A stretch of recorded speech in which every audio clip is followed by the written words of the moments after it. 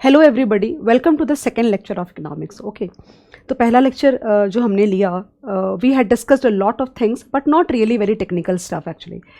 We discussed about macro economics theory and Keynes ने क्या बोला, क्लासिकल थॉट ने क्या बोला, सर्कुलर फ्लो ऑफ इनकम क्या होता है, 2 सेक्टर इकोनॉमी क्या होती है, 3 सेक्टर क्या होती है, 4 सेक्टर क्या होता है, ये सारी बातें करी थी, राइट। बट कोई टेक्निकल कैलकुलेशन मैंने तुमको करके नहीं दिखाया था। आई hope you understand that part. Okay, अब जो ये लेक्चर शुरू हुआ है तुम्हारा, दिस इज लाइक चैप्टर 1।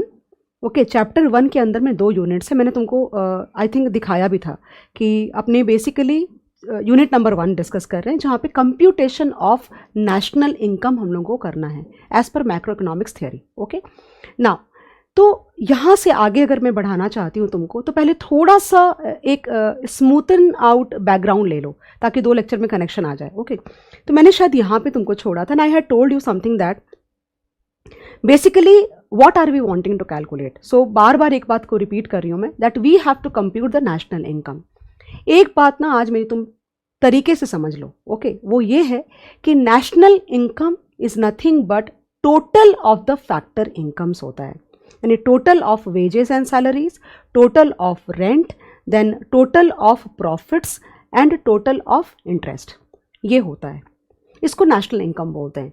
तो अगर समझो, सुनना ध्यान से, अगर समझो कि तुमने 100 रुपए का माल बनाया और तुमने 100 रुपए का माल मार्केट में बेचा, अज्यूम करो कि ये 100 रुपए की ही जितनी वैल्यू की आउटपुट इकोनॉमी में हमने जनरेट करी है, पॉसिबल है ना। तो 100 रुपए की जो वैल्यू है, वो जो सेल्स वैल्यू है, वो क्या हो गया, वैल्यू ऑफ आउटपुट हो गया तुम्हारा, करेक्ट ना। तो यानी कि वो नेशनल आउटपुट हो गया या नेशनल वैल्यू ऑफ आउटपुट हो गया।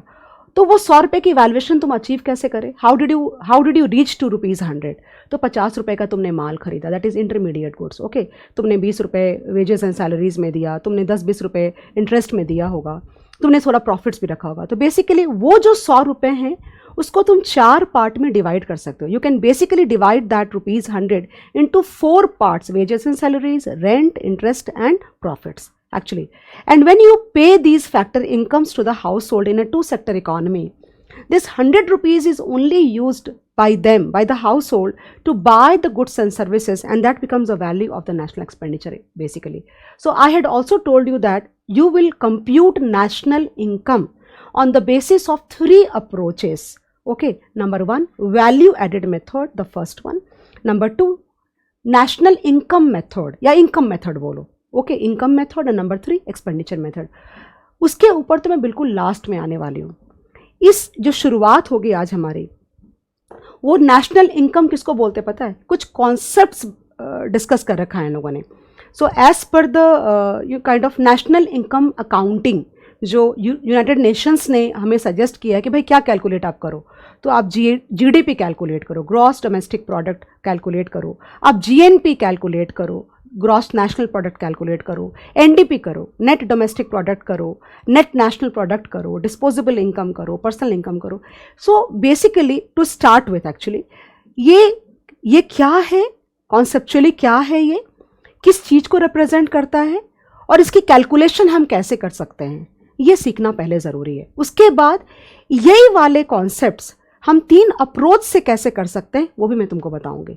बट जब ये तुमको समझा दूंगी ना, तो वो 3 समझाना मेरे लिए बहुत ज़्यादा इजी हो जाएगा। ये तो सारी बातें हो गई शुरुआत करने के लिए। दूसरी बात, not necessarily I am following the module method word by word, but by the end of the chapter, by the end of my teaching of the first chapter, you will realize that I have covered more than enough what is expected by ICAI at CA inter level. तुम उसके बारे में निश्चिंत रह सकते हो। Proper notes आएंगे, book आएगी, सब कुछ आएगा।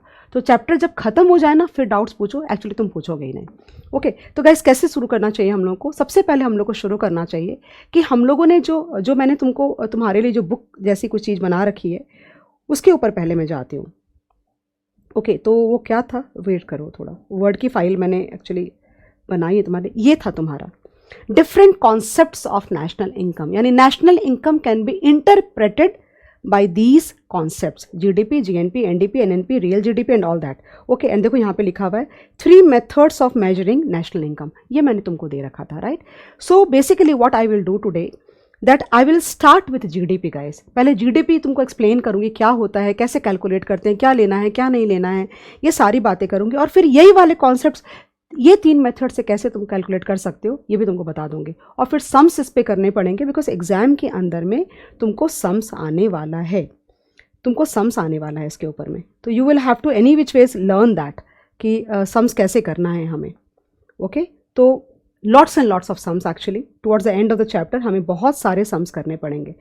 मैं रादर तुमसे ये बोलूँगी कि तुमको ये जो सारी चीज़ें हैं मैं लिख रही हूँ, जो एक नोट्स में लिखो, अच्छा रहेगा, तुम्हारे लिए रेफरल पॉइंट बन जाएगा वो। और जो वो टाइप्ड वाला कंटेंट है वो तुमको तो एनी विच वेज या तो मैं शीट शेयर कर दूँगी अगर हो सका तो, मैं आई am not promising you anything, जो बेस्ट मुझे लगेगा वो तुम्हारे साथ में मैं शेयर कर दूँगी।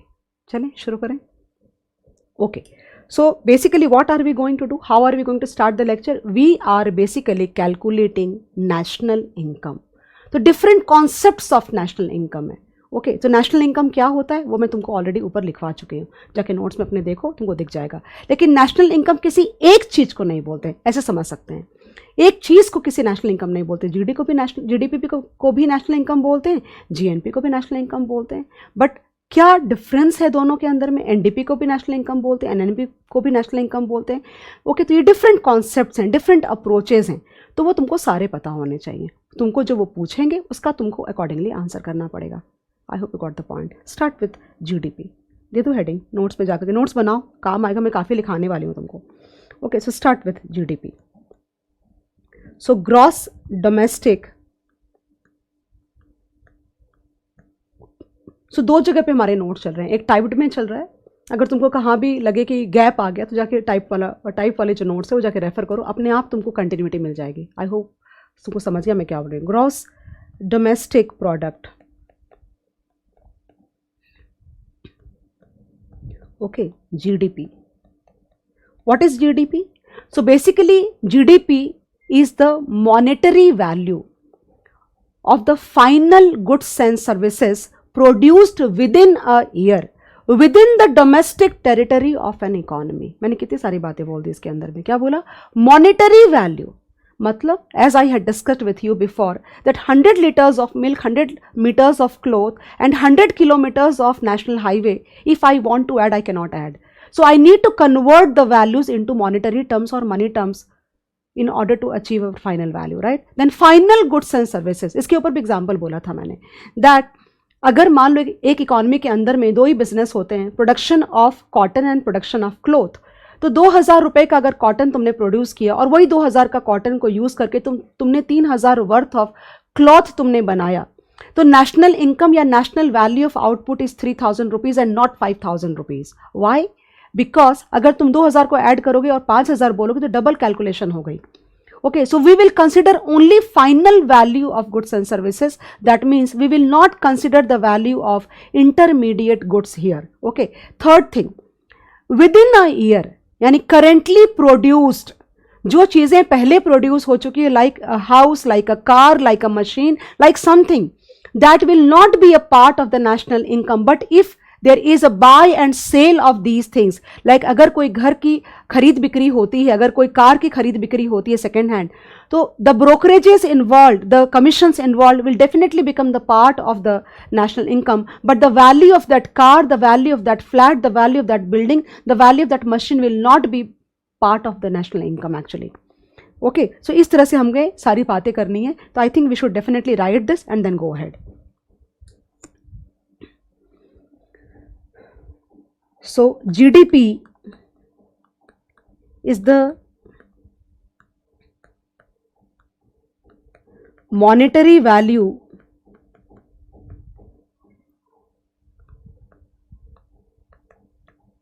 of final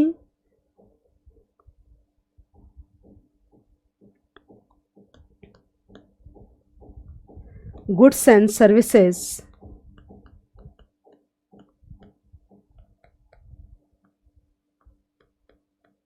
produced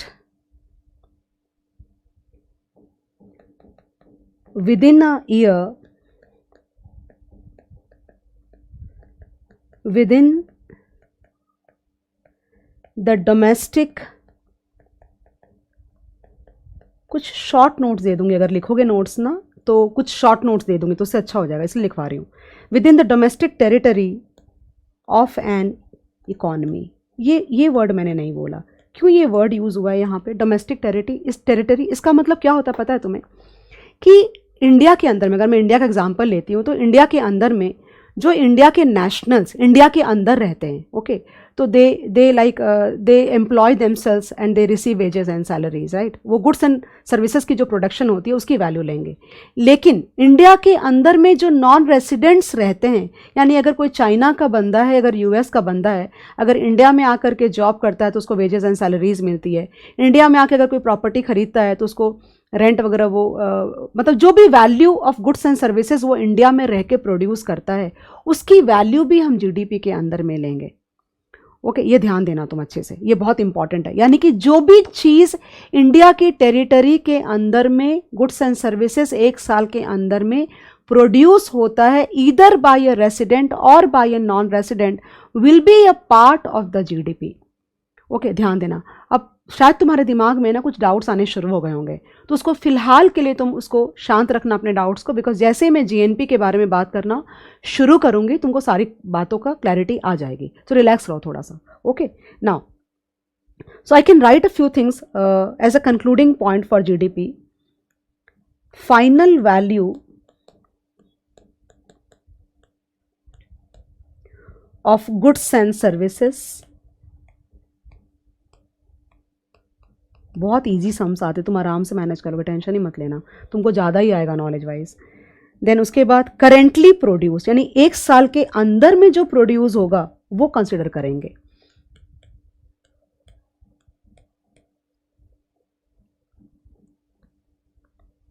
with in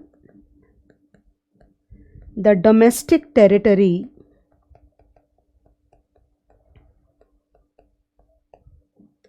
by both residents यानी नेशनल्स एंड नॉन रेसिडेंट्स। तुमने ये चीज़ नोटिस करी है कि कुछ बाहर के लोग, कुछ फॉरेन कंट्री के जो लोग होते हैं वो इंडिया में आके जॉब करते हैं तो उनको सैलरीज मिलती है। कुछ फॉरेन के लोग आकर के यहाँ पे प्रॉपर्टी बाय करते हैं तो रेंट कमाते हैं वो लोग, ओके। लेकिन कुछ बाहर की जो कंपनीज होती हैं वो इंडिया में सेटअप करती है तो यहाँ पे आके बिजनेस करते हैं। उसी तरह से इंडिया के लोग बाहर जा कर के जॉब करते हैं, बाहर जा कर के प्रॉपर्टी एक्वायर करते हैं तो वहाँ पे रेंट मिलता है उनको। और यहाँ की कुछ कंपनीज के बाहर में जाके अपना सेटअप लगाते हैं तो वहाँ पे प्रॉफिट्स कमाते हैं। तो दोनों ही तरफ हो रहा है ना। ध्यान देना मैंने क्या बोल रहा, मैं बहुत इंपॉर्टेंट बात बोली हूँ, ओके। तो बेसिकली जीडीपी के अंदर में we will consider all the goods and services produced within the country both by residents and non residents, okay. I am going to write something else here, just give me a second please. That means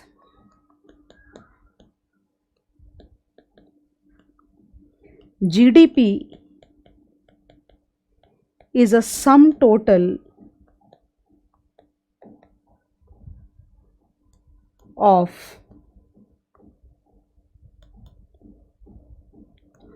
all the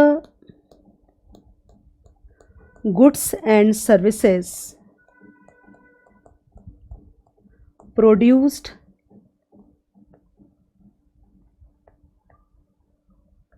and consumed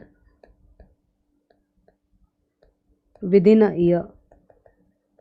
वो जो C बोलते हो ना तुम, within a year, okay.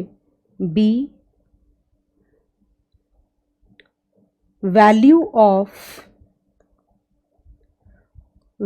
Of gross investment. समझ में आता है क्या ग्रॉस इन्वेस्टमेंट क्या मतलब हुआ इसका? That is value of new capital goods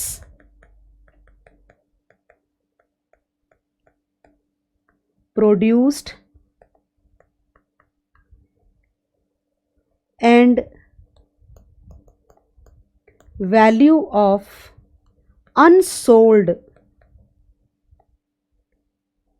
मतलब बेसिकली क्या मतलब हुआ पता है क्या? कि वो वाला इंटरमीडिएट गुड जो कि तुमने प्रोड्यूस तो किया ये साल, ओके, लेकिन तुमने सेल नहीं कर पाए, तो वो फाइनल गुड की तरह ट्रीट हो जाएगा। उसकी वैल्यू ऐड होनी चाहिए ना, वरना ना तुम फाइनल में लोगे, बिकॉज उसका कोई फाइनल वैल्यू बना ही नहीं। यानी कि कुछ रॉ मटेरियल ऐसा था, कुछ वर्क इन प्रोसेस ऐसा था, कुछ फाइनल गुड्स ऐसा था जो गोडाउन में ही रह गया, ओके, वो बिका भी नहीं और या फिर वो फर्दर प्रोडक्शन में गया नहीं, तो क्या तुम उसकी वैल्यू नहीं लोगे? उसकी वैल्यू लेंगे। सो value of unsold intermediate, but ये पास्ट ईयर का नहीं आएगा, इस साल के अंदर में बना और बिका नहीं, या फर्दर प्रोडक्शन या फर्दर सेल में नहीं गया। इंटरमीडिएट गुड्स, इतना ज़्यादा ना डिटेलिंग तो वो पूछते भी नहीं है तुमको। So basically that is inventory, correct? So basically the value of all the goods and services produced and consumed within a year, the value of the gross investment, that is value of new capital goods produced, जो नया productive capacity create होगी, पीछे साल का नहीं, इस साल जो प्रोड्यूस हुआ, and plus the value of the unsold intermediate goods, यानी कि प्रोड्यूस तो हमने किया लेकिन वो फाइनल गुड्स नहीं बन पाया। अगर वो फाइनल गुड बन जाएगा तो उसकी वैल्यूएशन नहीं आएगी, बिकॉज वो तो फाइनल में ऑलरेडी एडजस्टेड है ही है। लेकिन अगर वो रीसेल के लिए नहीं गया या फिर फर्दर प्रोडक्शन के लिए नहीं गया, तो ऑफकोर्स वो नेशनल इनकम या जीडीपी में उसकी वैल्यूएशन होनी चाहिए। Number C, value of all expenditure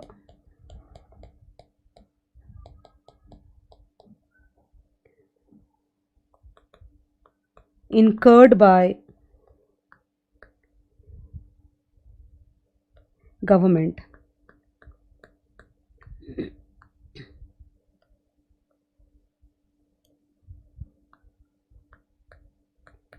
Okay, then D, value of net exports, which can be positive, it can be negative also. Okay, so basically अगर देखोगे तो क्या हो गया, y is equal to C plus I plus G plus N X हो गया ये बेसिकली। So value of net exports, अभी एक वर्ड आने वाला है तुम्हारे सामने में, उसके साथ ये वर्ड हो सकता है तुम्हारे ब्रेन में कन्फ्यूजन डेवलप होगी, कन्फ्यूज नहीं होना है। नेट एक्सपोर्ट्स क्या होता है? Basically the goods and services produced by the domestic people, like for example अगर इंडिया में जो माल बना और बाहर के लोगों ने उसको बाय किया, उसको एक्सपोर्ट बोलेंगे। और बाहर की कंट्री में जो माल बना वो इंडिया के लोगों ने उसको बाय किया, सपोज करो, किसने बाय किया वो डिस्कस नहीं कर रही मैं। ओके, तो नेट एक्सपोर्ट्स निकालेंगे। बेसिकली इंपोर्ट्स हम जीडीपी में ऐड नहीं कर सकते, अगर तुम सच पूछोगे ना तो इंपोर्ट्स को हम जीडीपी में ऐड नहीं करते, बिकॉज वो वहाँ का बना हुआ माल है। लेकिन क्योंकि यहाँ के लोग बाय करके कंज्यूम कर रहे हैं, इसलिए उसको कंसिडर करना ज़रूरी हो जाता है। तो अगर तुमने समझो कि 50 रुपये का माल तुमने बाहर बेचा और तुमने 25 रुपये का माल इंपोर्ट किया, तो नेट कितना हो गया? 25, वो ऐड हो जाएगा तुम्हारा उसका, क्योंकि हमने उतना कंज्यूम किया ना इसके लिए। ओके, तो गाइस ये तुम्हारा बहुत ही बेसिक लेवल का ये पूरा मैंने तुमको ये दिखाया है जीडीपी। This is GDP. अब इसके बाद मैं लेने वाली हूँ जीएनपी, सारा होने के बाद ही प्रॉपरली समझ जाएगा, और सम्स करूँगी तो और भी बेटर समझेगा। Okay, now the next one, gross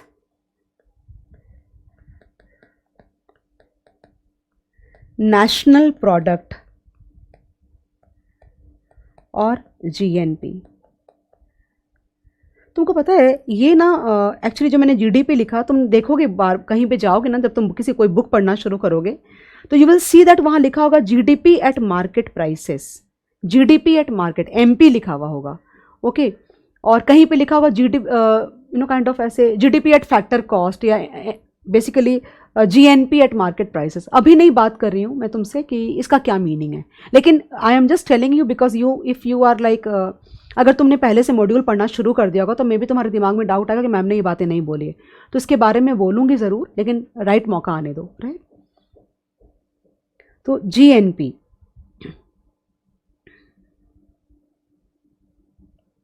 ये क्या होता है? तो guys gross national product, gross national product के अंदर में क्या आएगा कि इंडिया के अंदर में जितने भी गुड्स एंड सर्विसेज, ये जितना भी तुमने कंजम्पशन किया, ये सब कुछ यानी जीडीपी पूरा आएगा, जीडीपी पूरा आएगा, और plus net factor income from abroad आएगा। अब तुम बोलोगे मैम क्या, यानी जीडीपी के अंदर जो है वो सारा आएगा, लेकिन जो मैं तुमसे बात कर रही थी कि सपोज इंडिया के अंदर में बहुत सारे बाहर के जो लोग हैं, दे नेट कॉम्पनसेशन, यानी compensation to the foreign residents India के अंदर में, देन रेंट वो जो कमाते हैं, देन प्रॉफिट्स वो कमाते हैं, इंटरेस्ट वो कमाते हैं।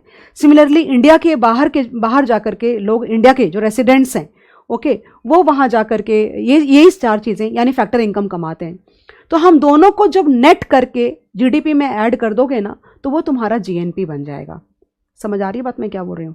सो बेसिकली कंजम्पशन एक्सपेंडिचर आएगा, net factor income from abroad, abroad बोलते हैं, NFIA बोलते हैं।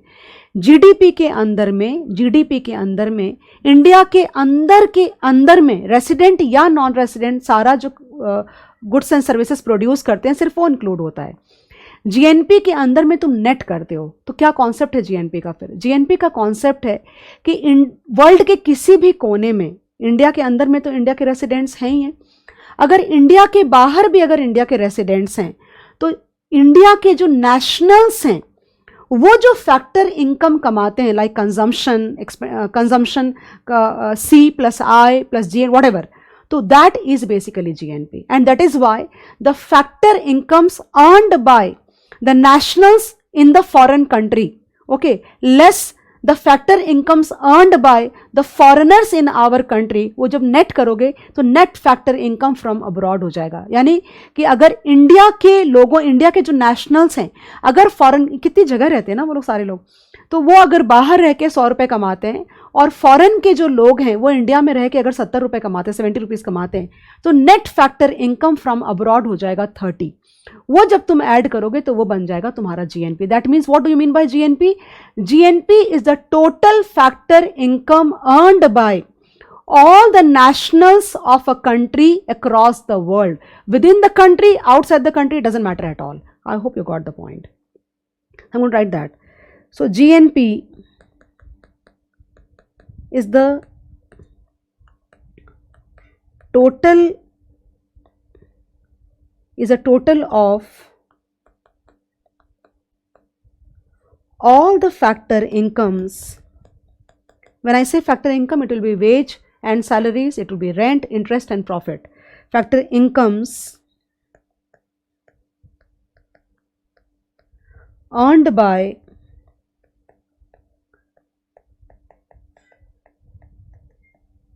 the nationals of a country, चाहे वो कहीं भी कमा रहा हो, इंडिया के अंदर कमा रहा हो चाहे इंडिया के बाहर कमा रहा हो, ओके, यानी इंडिया के नेशनल्स ने कितना वर्थ ऑफ वैल्यू क्रिएट किया, ये जीएनपी होता है। तो ऑब्वियस सी बात है कि जो बाहर के लोग आके इंडिया में जनरेट कर रहे हैं उसको तो माइनस करोगे, ऑब्वियस सी बात है, बिकॉज वो हमारे जीडीपी में आएगा, जीएनपी में नहीं आएगा। और तुमको बता दूं, नेशनल इनकम का कॉन्सेप्ट जो होगा वो आगे जाकर के जीएनपी पे आएगा, जीडीपी पे नहीं आएगा, okay. That is GNP will be equal to GDP plus net factor income from abroad. इसके बारे में थोड़ी डिस्कशन जरूर होनी चाहिए, okay. So right here net factor incomes from abroad, correct, we can call it NFIA, correct. So this is the difference between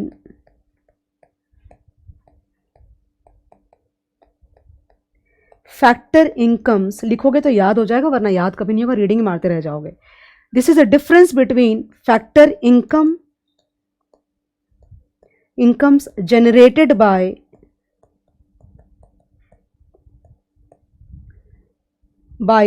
nationals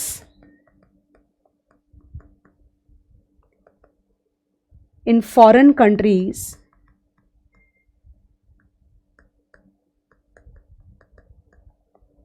and factor incomes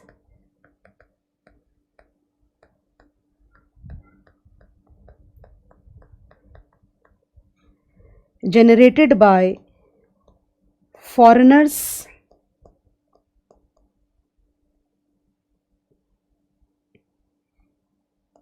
in the domestic territory। मतलब क्या लिखूँ समझ नहीं आ रहा, I think तुमको समझ में आ गया मैं क्या बोलना चाह रही हूँ। इन द डोमेस्टिक टेरिटरी, इसके अंदर में क्या आएगा? इसके अंदर में आएगा, देखो ध्यान देना, a net compensation, net compensation to employees, तुमको ये ध्यान है कि बाहर की कंट्री के जैसे इंडिया के जो लोग होते हैं, जैसे इन्फोसिस यहाँ पे हायर करता है और वो यूएस में जा कर के रहते हैं, लेकिन है तो रेसिडेंट ऑफ इंडिया ही वो। ग्रीन कार्ड अगर उनको मिल गया ना, अगर उनको ग्रीन कार्ड मिल गया तो ऑब्वियस सी बात है उनको एक सिटीजनशिप छोड़नी पड़ेगी इंडिया की, राइट। लेकिन ग्रीन कार्ड क्या इतना इजीली थोड़ी ना मिल जाता है, कितने कितने साल रहना पड़ता है। तो जब तक कि उनको यूएस का ग्रीन कार्ड नहीं मिला है तब तक तो इंडिया का रेसिडेंट माना जाएगा। तो इन्फोसिस ने उनको वहाँ पे भेजा, ओके, प्रोजेक्ट पे वहाँ पे भेजा, तो वो लोग वहाँ पे ही रहते हैं। तो जो सैलरी इन्फोसिस उनको देता है तो वो wages and compensation, similarly US की कोई आईटी लाइक फेसबुक का कोई बंदा होगा, ओके, फेसबुक का यूएस का कोई सिटीजन होगा जो इंडिया में आकर के रहता है, समझ आ रही बात।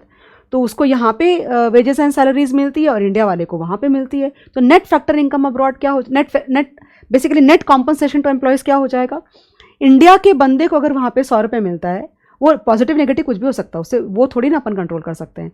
तो अगर उसको वहाँ पे, लेकिन मैं पॉजिटिव पॉजिटिव ही बोलती ताकि सुनने में अच्छा लगे, तो अगर उसको वहाँ पे 100 मिला और यहाँ पे इसको 70 मिला तो नेट तुम्हारा ऐड हो जाएगा बेसिकली, यानी कि इंडिया के नेशनल ने 30 रुपया ज़्यादा जनरेट किया, okay, that way. That is wages and salaries.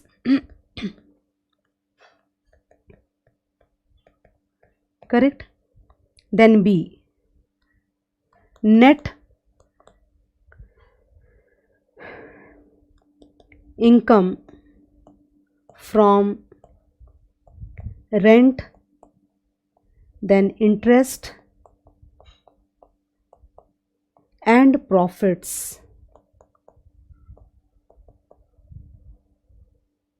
Okay, and C, net retained earnings. I hope you are getting the point. Same तरीके से नेट रिटेन्ड अर्निंग्स।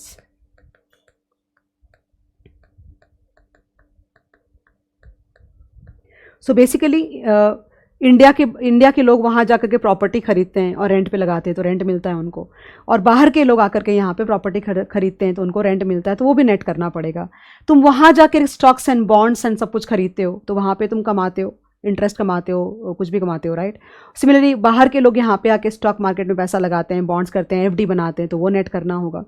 उसके बाद नेट रिटेन्ड अर्निंग्स, यानी कि यहाँ की कंपनी ने वहाँ पे जाके सेटअप लगाया और जो उन्होंने रिटेन्ड अर्निंग्स रख लिया, ओके, लेकिन है तो वहाँ पे ही ना, और वहाँ की कंपनी ने आकर के यहाँ पे बिजनेस लगाया, उनकी जो रिटेन्ड अर्निंग्स है वो भी नेट करो। तो ये तीनों आइटम तुम्हारे आएंगे net factor income from abroad के अंदर में। अगर बाइफर्केशन देगा, अलग अलग तोड़ के देते हैं, यूजुअली तुम देखना बहुत सिंपल, NFIA नेट करके ही देते हैं वो लोग, तुमको कुछ भी नहीं करना, सिर्फ सब्सटीट्यूट करना होता है, बहुत सिंपल सम्स होते हैं बेसिकली। लेकिन अगर अलग अलग भी दिया तो तुमको अभी पता है कि क्या करना है करके, okay. So this is called GNP, okay, gross national product at market prices. Now the third one I'm going to start, net domestic product,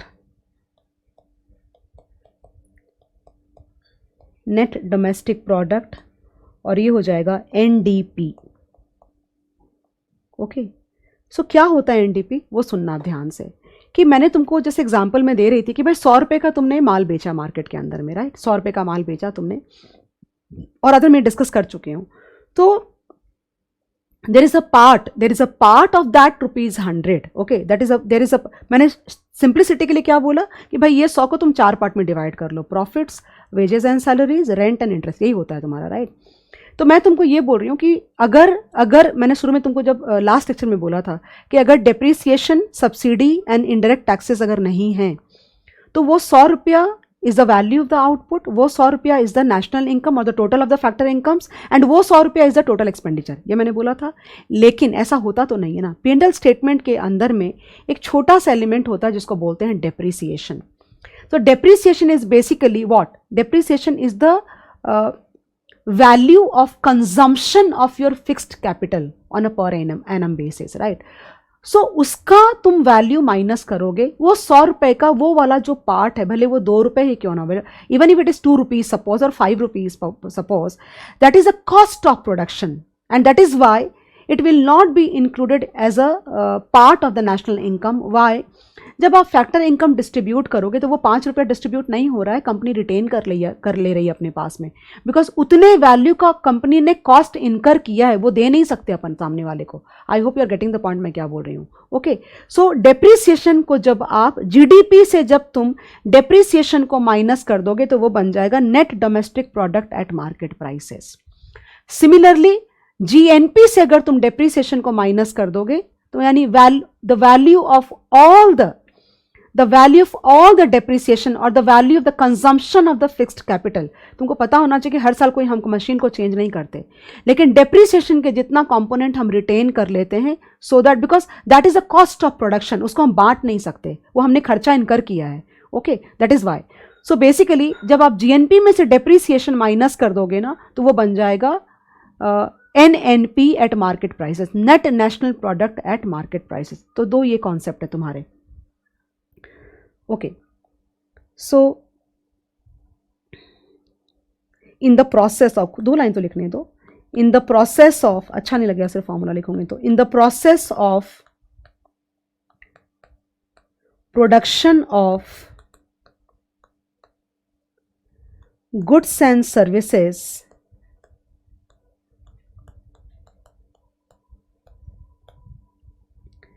some value of capital goods is consumed naturally, and that value is called depreciation.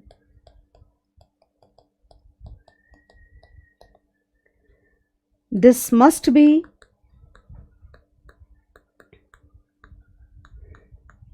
reduced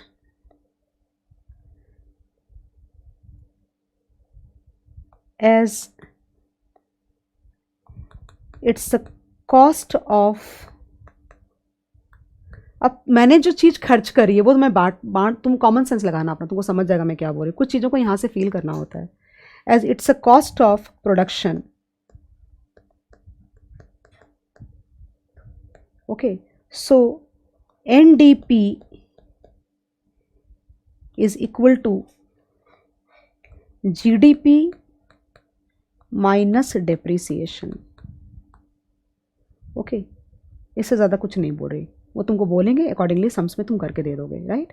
then अगला आ रहा है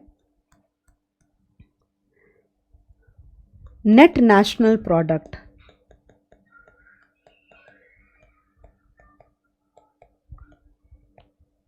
Net national product, which is NNP, correct? So similarly, the way we reduce depreciation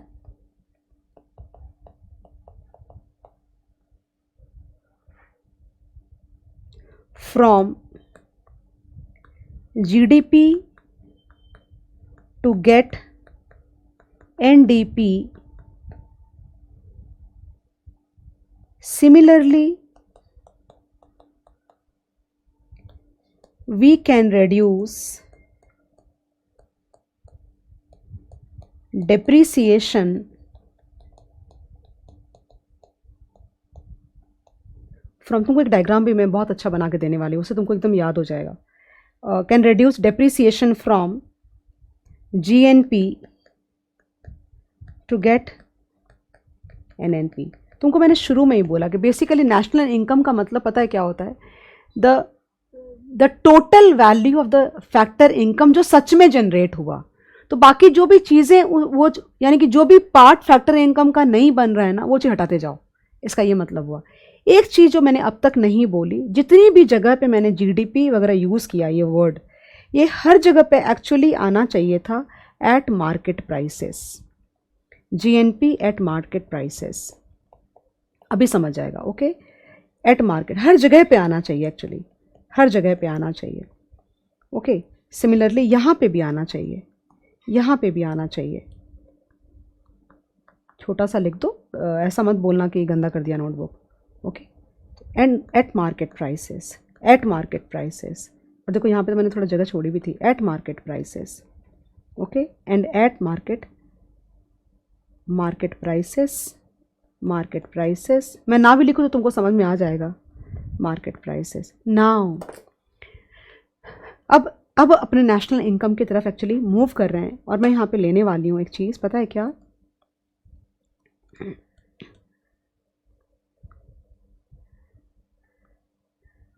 हाँ, so basically guys now अगर NNP eight market prices, अगर NNP eight market prices में से indirect taxes को मैं क्या करूं, बताओ क्या करूं, इनडायरेक्ट टैक्सेस को मैं माइनस कर दूं और सब्सिडीज को मैं ऐड बैक कर दूं, तो वो बन जाएगा NNP, net national product at factor cost, and that is called national income. जब भी हम नेशनल इनकम के बारे में बात करेंगे तो आई मीन टू से एनएनपी एट फैक्टर कॉस्ट।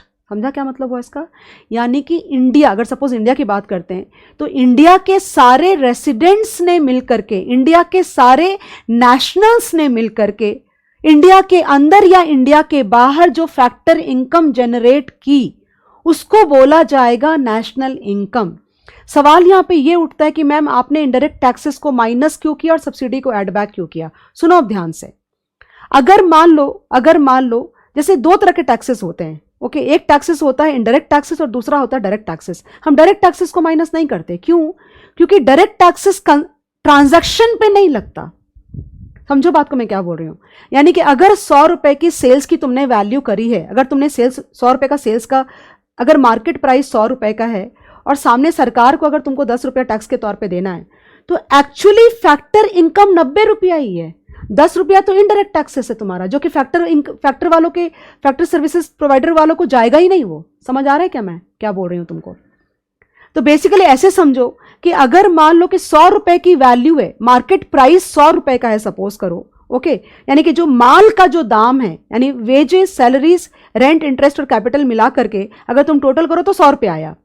यानी कि अगर इनडायरेक्ट टैक्स नहीं होता या सब्सिडी नहीं होता तो 100 रुपए का माल हम बेचते, वो 100 रुपए को 4 पार्ट में डिवाइड करते, करेक्ट है।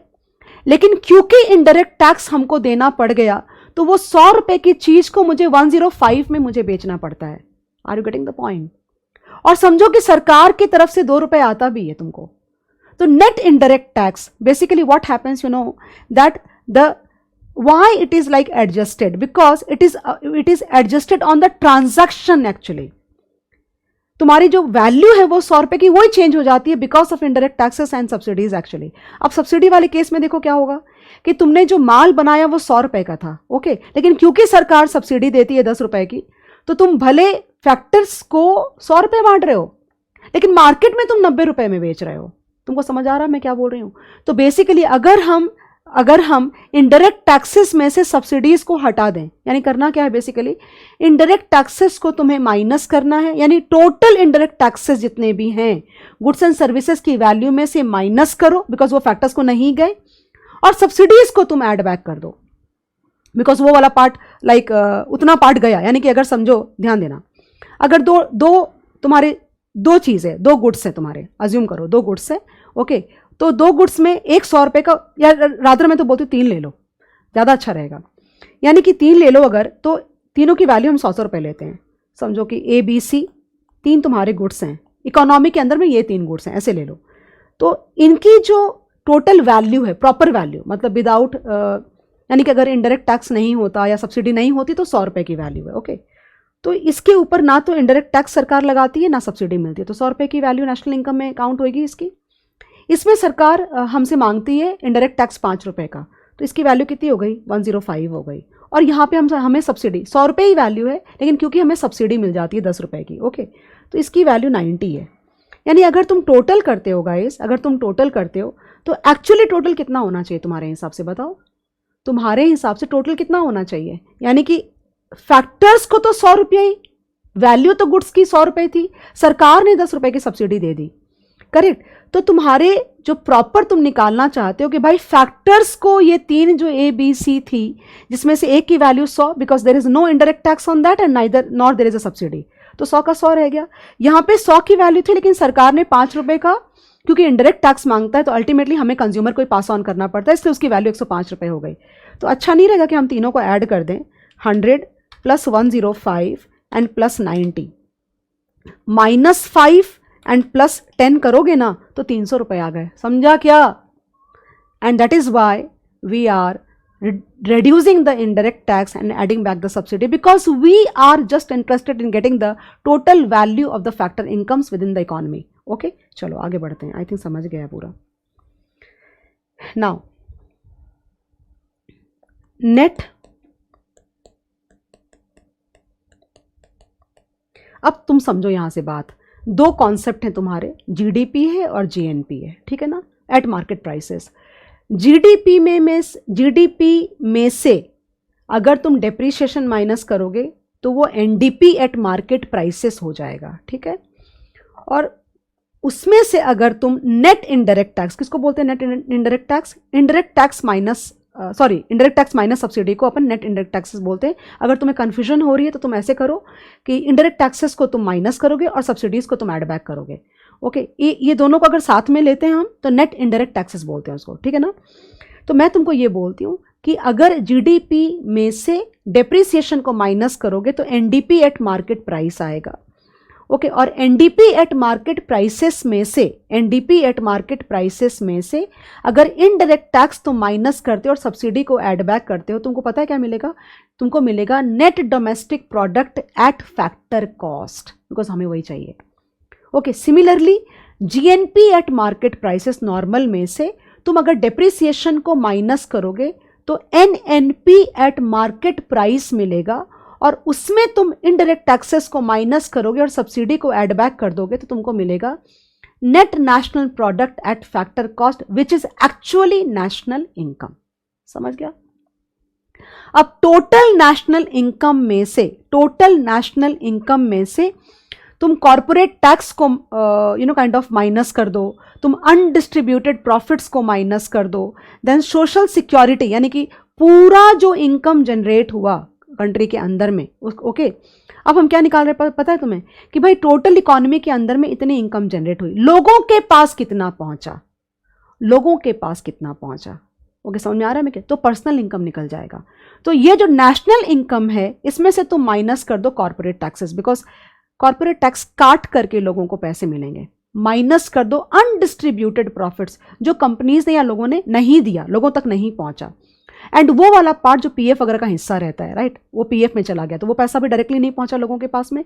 तो ये जब तीनों चीजें माइनस करोगे ना तो तुमको मिल जाएगा, पता है क्या? पर्सनल इनकम मिल जाएगा तुमको। पर्सनल इनकम में से पर्सनल टैक्सेस माइनस कर दोगे ना तो तुमको मिलेगा पर्सनल डिस्पोजेबल इनकम। और पर्सनल डिस्पोजेबल इनकम का तुम क्या करते हो? या तो कंज्यूम करते हो या तो सेव करते हो, खत्म कहानी। यही तुम्हारा पूरा फ्लो है। इसके लिए इतनी सारी कन्फ्यूजन डेवलप करने की जरूरत ही नहीं है तुम्हें। Net national product, okay, eight factor cost,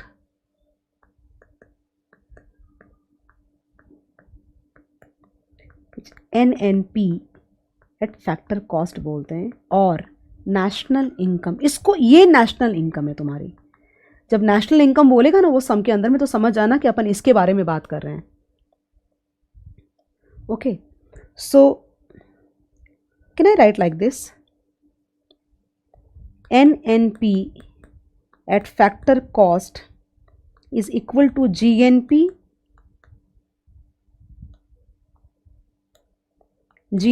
at market price minus depreciation and minus indirect taxes, okay, and plus subsidies, right? You understood also. Now can I write like this? NNP at factor cost will be NNP at market price, correct ना? ये दोनों का difference ले रही हूँ, and ये हो जाएगा माइनस नेट इनडायरेक्ट। नेट कैसे आया? इनडायरेक्ट और सब्सिडी। देखो टैक्सेस लिखना भूल गई मैं यहाँ पे। Let's write this also. या तो अलग अलग रखो या फिर कैसे भी करो, तुम्हारी मर्जी है वो। Okay, so this is basically national income. Okay, so what is net indirect tax? I will give you some note here again, so a small note. So net indirect taxes is indirect taxes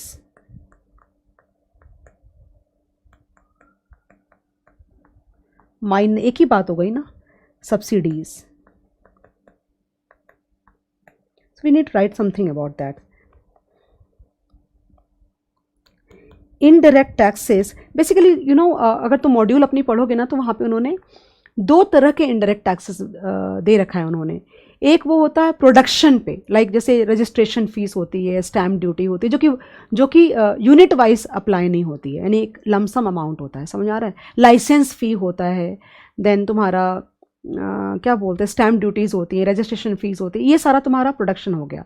okay, और product पे जो unit wise लगता है, जैसे कि excise duty है, sales duty है, तो ये सारे चीज़ें हो गई, उसके अंदर में आ जाएगा। तो जाके पढ़ना, और अभी जब मैं तुमको जब रिवीजन कराऊंगी, जब इंस्टीट्यूट के कंटेंट के साथ भी मुझे तुमको करना पड़ेगा ना, तुम्हें हेल्प करना पड़ेगा पूरा ये करने में, तब तुम देखना, तुमको समझ आएगा मैं क्या बोल रही हूँ। Indirect taxes are taxes levied on transaction, यानी ट्रांजैक्शन की वैल्यू ही चेंज कर जाती है पूरी। तुमको समझ रहा है मैं क्या बोल रही हूँ?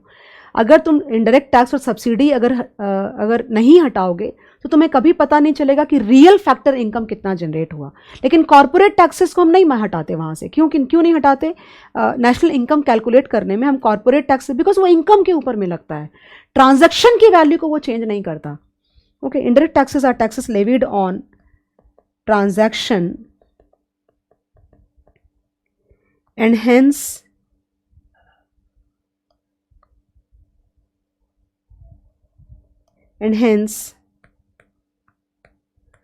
we need to nullify its effect as to get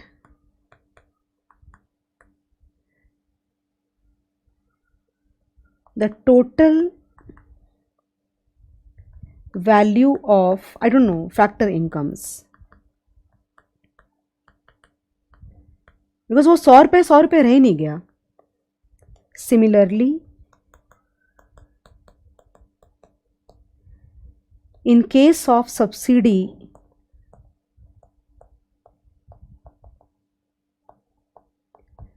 the value of subsidy is like kind of, जैसे किसी सेक्टर को सब्सिडी मिलती है ना, I am sure you know, अभी मेरे ज़ुबान पे नहीं आ रहा है वो, बट बहुत सारी सब्सिडीज़ मिलती है। आप इस एरिया में करोगे तो आपको इतना डिस्काउंट मिलेगा एंड ऑल दैट, बहुत सारा, in order to promote a particular like industry और something, cottage industry and all, तो सरकार सब्सिडीज़ देती हैं। ओके, तो तुम बेसिकली इसका क्या मतलब हो गया कि मार्केट में तुम फैक्टर्स को 100 रुपये मिलेगा, बट मार्केट में 90 रुपये में बेचो ताकि प्रमोट हो पाए वो इंडस्ट्री। तो इसमें क्या हो रहा है कि जो बना रहा है उसको तो नुकसान हो नहीं रहा है, क्योंकि उसको तो पूरे पैसे मिल रहे हैं अल्टीमेटली। यानी कि क्या हो गया कि भाई आप 90 रुपये में बेचो, तो मैं बोलूँगी ना कि मैं 90 में नहीं बेच सकती, मेरे को this is not like profitable for me, तो सरकार बोलेगी कोई बात नहीं, मैं आपको 10 रुपये देता हूँ।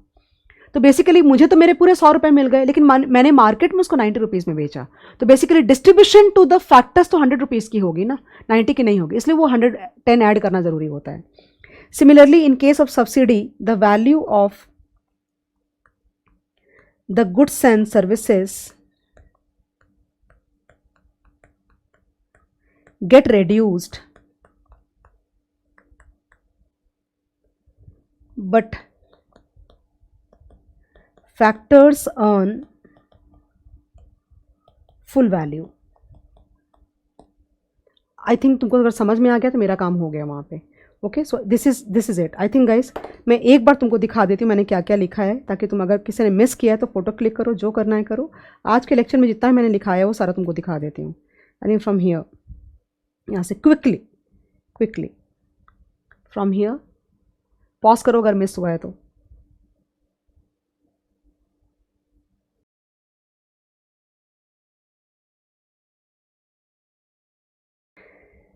Let's go ahead now.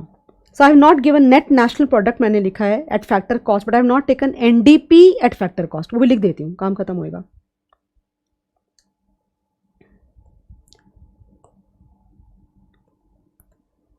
So net domestic product लिखना ज़रूरी है बिकॉज अदरवाइज वो पूछेंगे तो तुम कंफ्यूज कर जाओगे. Net domestic product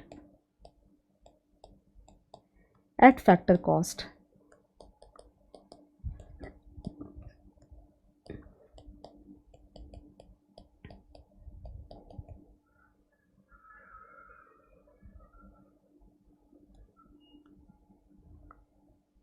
Okay, so NDP at factor cost will be GDP at market prices, then minus depreciation and minus, अब मैं ज़्यादा डिटेलिंग नहीं कर रही, net indirect taxes. Okay,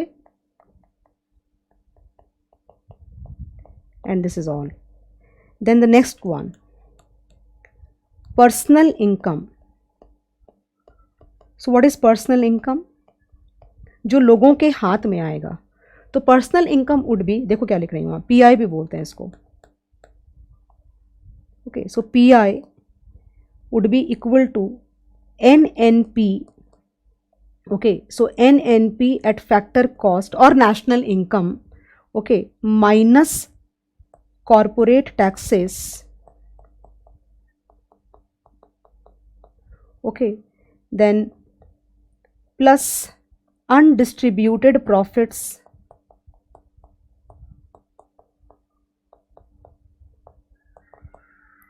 and plus contribution to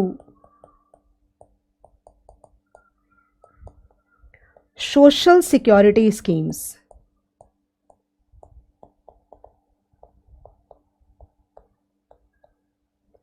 इसको ब्रैकेट में डालने से ही सही रहेगा. ओके, लाइक दिस, यानी कि टोटल जो नेशनल इनकम हुई, लोगों के हाथ में ये पैसे नहीं आए, इसलिए वो पर्सनल इनकम का पार्ट नहीं बनेगा. ओके, नाउ गोइंग अहेड फटाफट quickly. Then the next one is disposable income.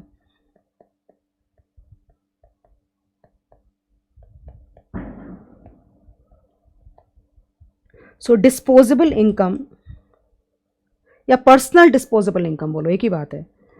Disposable income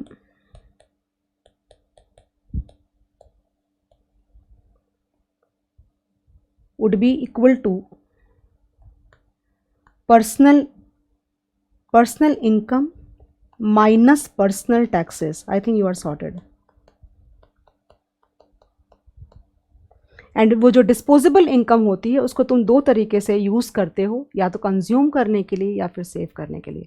and we are done there with all the respective like concepts. एक ही बचा है मेरे तरफ से मुझे लगता है, और वो है कि what is real GDP and what is nominal GDP और जीडीपी डिफ्लेटर. वो एक कॉन्सेप्ट है जो कि इनसे अलग है गाइस, बीच में मुझे मर्ज नहीं करना था. आई होप दैट तुमको ये पूरा का पूरा कॉन्सेप्ट समझ में बहुत अच्छे से आ गया है. That is what I am expecting out of you. Okay, so basically कैसे शुरू करना चाहिए, पूरी एक कॉलम ले लो अच्छे से. कॉलम के ऊपर में क्या आएगा, net factor income from abroad आएगा. उसके बाद आएगा तुम्हारे प्रॉफिट्स आएंगे. ओके, और उसके बाद नहीं, पहले net factor income abroad from abroad ले लो. उसके बाद ग्रॉस इन्वेस्टमेंट ले लो. I think that will be helpful for us. सबसे पहले लिख लो अगर लिखना है तो. सबसे पहले net factor income from abroad ले लो. उसके बाद ग्रॉस इन्वेस्टमेंट ले लो. उसके बाद ले लो आई थिंक नेट एक्सपोर्ट्स ले सकते हो, फिर गवर्नमेंट एक्सपेंडिचर और फिर कंजम्पशन एक्सपेंडिचर ले सकते हो. तो ये जो सारों को तुम ऐड करोगे तो क्या आएगा, जीएनपी एट मार्केट प्राइसेस आएगा. ओके, अब इसमें से net factor income from abroad को खाली माइनस करेंगे तो जीडीपी आ जाएगा पूरा. आई hope you get the point, right. अब उसमें से अपन डेप्रिसिएशन माइनस करेंगे तो एनडीपी एट मार्केट प्राइस आ जाएगा, और उसमें से नेट इंडायरेक्ट टैक्सेस माइनस करेंगे अपन, तो you can just manipulate on your own as per your own requirement. मैंने सारा तुमको दे दिया है. I hope you get the point completely, right. तो खुद से तुम मैनिपुलेट करो. मेन इसमें डेप्रिसिएशन, सब्सिडी और इंडायरेक्ट टैक्सेस का और पूरा का पूरा गेम है. लेकिन गाइस याद तो रखना पड़ेगा वरना दिक्कत हो जाएगी. एक चीज़ और, आई थिंक तुम्हारे आईसीआई के बुक में, सुनना ध्यान से, आईसीआई के बुक में आई थिंक रेंट और रेंट इंटरेस्ट एंड प्रॉफिट्स को ऑपरेटिंग सरप्लस बुलाते हैं वो लोग. ध्यान देना मैं क्या बोल रही हूँ, क्या बुलाते हैं, मैं लिख देती हूँ.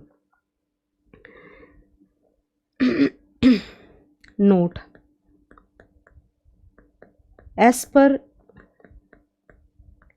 ICAI module, okay, operating surplus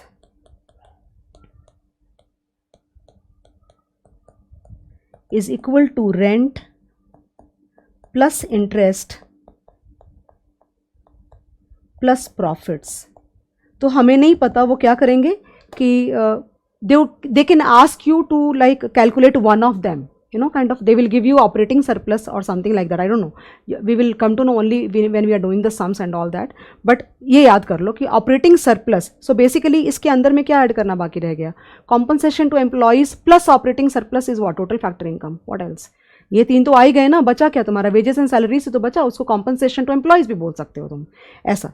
तो गाइज आई थिंक काफ़ी सारी डिस्कशन हो चुकी है एंड आई थिंक मुझे लगता है कि या तो तुम बोलोगे तो मैं सम्स करवाऊँ थोड़े, और अगर सम्स करने का मन नहीं है तो पहले एक काम करते हैं कि वो जो तीन अप्रोच हैं हमारे, you know, kind of the value added method and the expenditure method and the what else income method, वो तीनों पहले ख़त्म करते हैं, उसके बाद we can start with the sums actually, and then I think I will do the GDP deflator concept later on may be.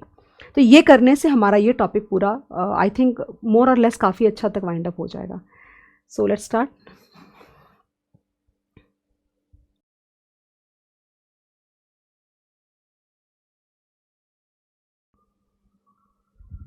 Okay, let's start guys further. Okay, मैं क्या बोल रही थी तुमको कि एक चीज़ तुमको दिखाना चाह रही थी, मे बी काइंड ऑफ पहले देख लो उसके बाद। तो ये देखो मैं हम लोगों ने क्या क्या कवर किया, हम लोगों ने GDP, GNP, NDP, NNP, मतलब I think you get the point right, then net income at factor cost, that is NNP at factor cost, which I said that when they say that national income, it means NNP at factor cost, don't forget that. Okay, disposable income, and three methods. So if you remember at all, I had told in the last lecture also that the value of the total output, the value of the total income and the value of the total expenditure has to be the same, with disclaimers of course, right? So now abhi from here to start with, मैं ये चाहती हूँ कि तुम ये सारे concepts इन तीनों method से हम कैसे रीच करेंगे वो तुमको मैं सिखाना चाहती हूँ। सो वन थिंग और one point which I want to make here is that basically guys all the answers by all the three method should be the same, तीनों से सेम आंसर आना चाहिए ना आइडियली देखा जाए तो, तब तो वरना क्या मतलब निकलेगा। सो मैं क्या बोल रही हूँ तुमको कि मैंने ये देखा है कि सम्स के अंदर में कई सम्स में बिल्कुल सेम आंसर आते हैं और कई सम्स में हल्का फ़र्क भी रहता है, तो वो दिमाग नहीं लगाना है, वो तुमको बता दूंगी। अगर वो ICI के सोल्यूशन में भी फ़र्क है तो हमारी कोई गलती नहीं है राइट, और अगर हमारा सच में फ़र्क आ रहा है और उनका सेम है तब डेफिनेटली हमने मिस्टेक करी है। तो I think without wasting time let's go ahead and quickly finish ये तीनों मेथड से कैसे हम नेशनल इनकम निकाल सकते हैं। To start with the first one we are going to start with the product method. ये करना है, एक चीज़ जो मैं भूल गई तुमको बताना, ओके, वो ये चीज़ है कि यहाँ पे ओके यहाँ पे ये ऐड होना चाहिए ट्रांसफ़र पेमेंट्स। ध्यान देना मैं क्या बोल रही हूँ तुमको, पर्सनल इनकम मैंने जानबूझ के लिख के रखा ताकि मैं भूल ना जाऊँ। पर्सनल इनकम में जो मैंने तुमको बताया कि net national product at factor cost में से, यानी नेशनल इनकम में से ये चीज़ें तुम माइनस करोगे, बिकॉज ये किसी इंडिविजुअल के हाथ में नहीं आ रहा है ना, ये काट के मिलेगा क्योंकि तुम पर्सनल इनकम कैलकुलेट कर रहे हो, लेकिन ट्रांसफ़र पेमेंट्स तुम ऐड करोगे। क्यों ऐड करोगे ये तुमको बता देती हूँ मैं। ट्रांसफ़र पेमेंट्स पहली बात होता क्या है, so transfer payments are payments like सरकार अनएम्प्लॉयमेंट कॉम्पनसेशन देती है, देन विडो कॉम्पनसेशन देते हैं, घर बनाने के लिए पैसे देते हैं, तो वो जो पैसा अल्टीमेटली हाउस होल्ड्स के हाथ में आ रहा है फ्रॉम गवर्नमेंट राइट। लेकिन तुम्हारा सवाल रादर कुछ और होना चाहिए मुझसे, तुम्हारा सवाल ये होना चाहिए कि मैम आपने इसकी वैल्यू नेशनल इनकम में क्यों नहीं ऐड करी। अच्छा सवाल है ना, इसकी वैल्यू नेशनल इनकम में इसलिए ऐड नहीं करी गाइस कि कोई वैल्यू क्रिएट हो रही है क्या। आप अनएम्प्लॉयड हो तो वेलफेयर के पर्सपेक्टिव से सरकार आपको पैसा देती है ताकि आपका खाना पीना चलता रहे, विडो कॉम्पनसेशन देती है सो दैट कि विडो को किसी पे डिपेंड नहीं होना पड़े। ओके, कुछ बहुत सारे प्रोग्राम्स चलाते हैं जहाँ पे गवर्नमेंट वांट्स कि सारे लोगों के पास घर होने चाहिए, सो वेलफेयर पर्सपेक्टिव है। लेकिन नेशनल इनकम में वो ऐड नहीं होगा बिकॉज कोई तुम वैल्यू नहीं क्रिएट हो रहा है, लेकिन पर्सनल इनकम में ऐड होगा बिकॉज वो पैसे इनके पास आ रहे हैं। I think you got the point. Okay, so लिख लो प्लीज़, मैं भूल गई थी ट्रांसफर पेमेंट्स ऐड करना यहाँ पे। Okay, let's go head now. अब मैं यहाँ पे एक हेडिंग लेने वाली हूँ और हेडिंग ये होगी computation of national income using value added method.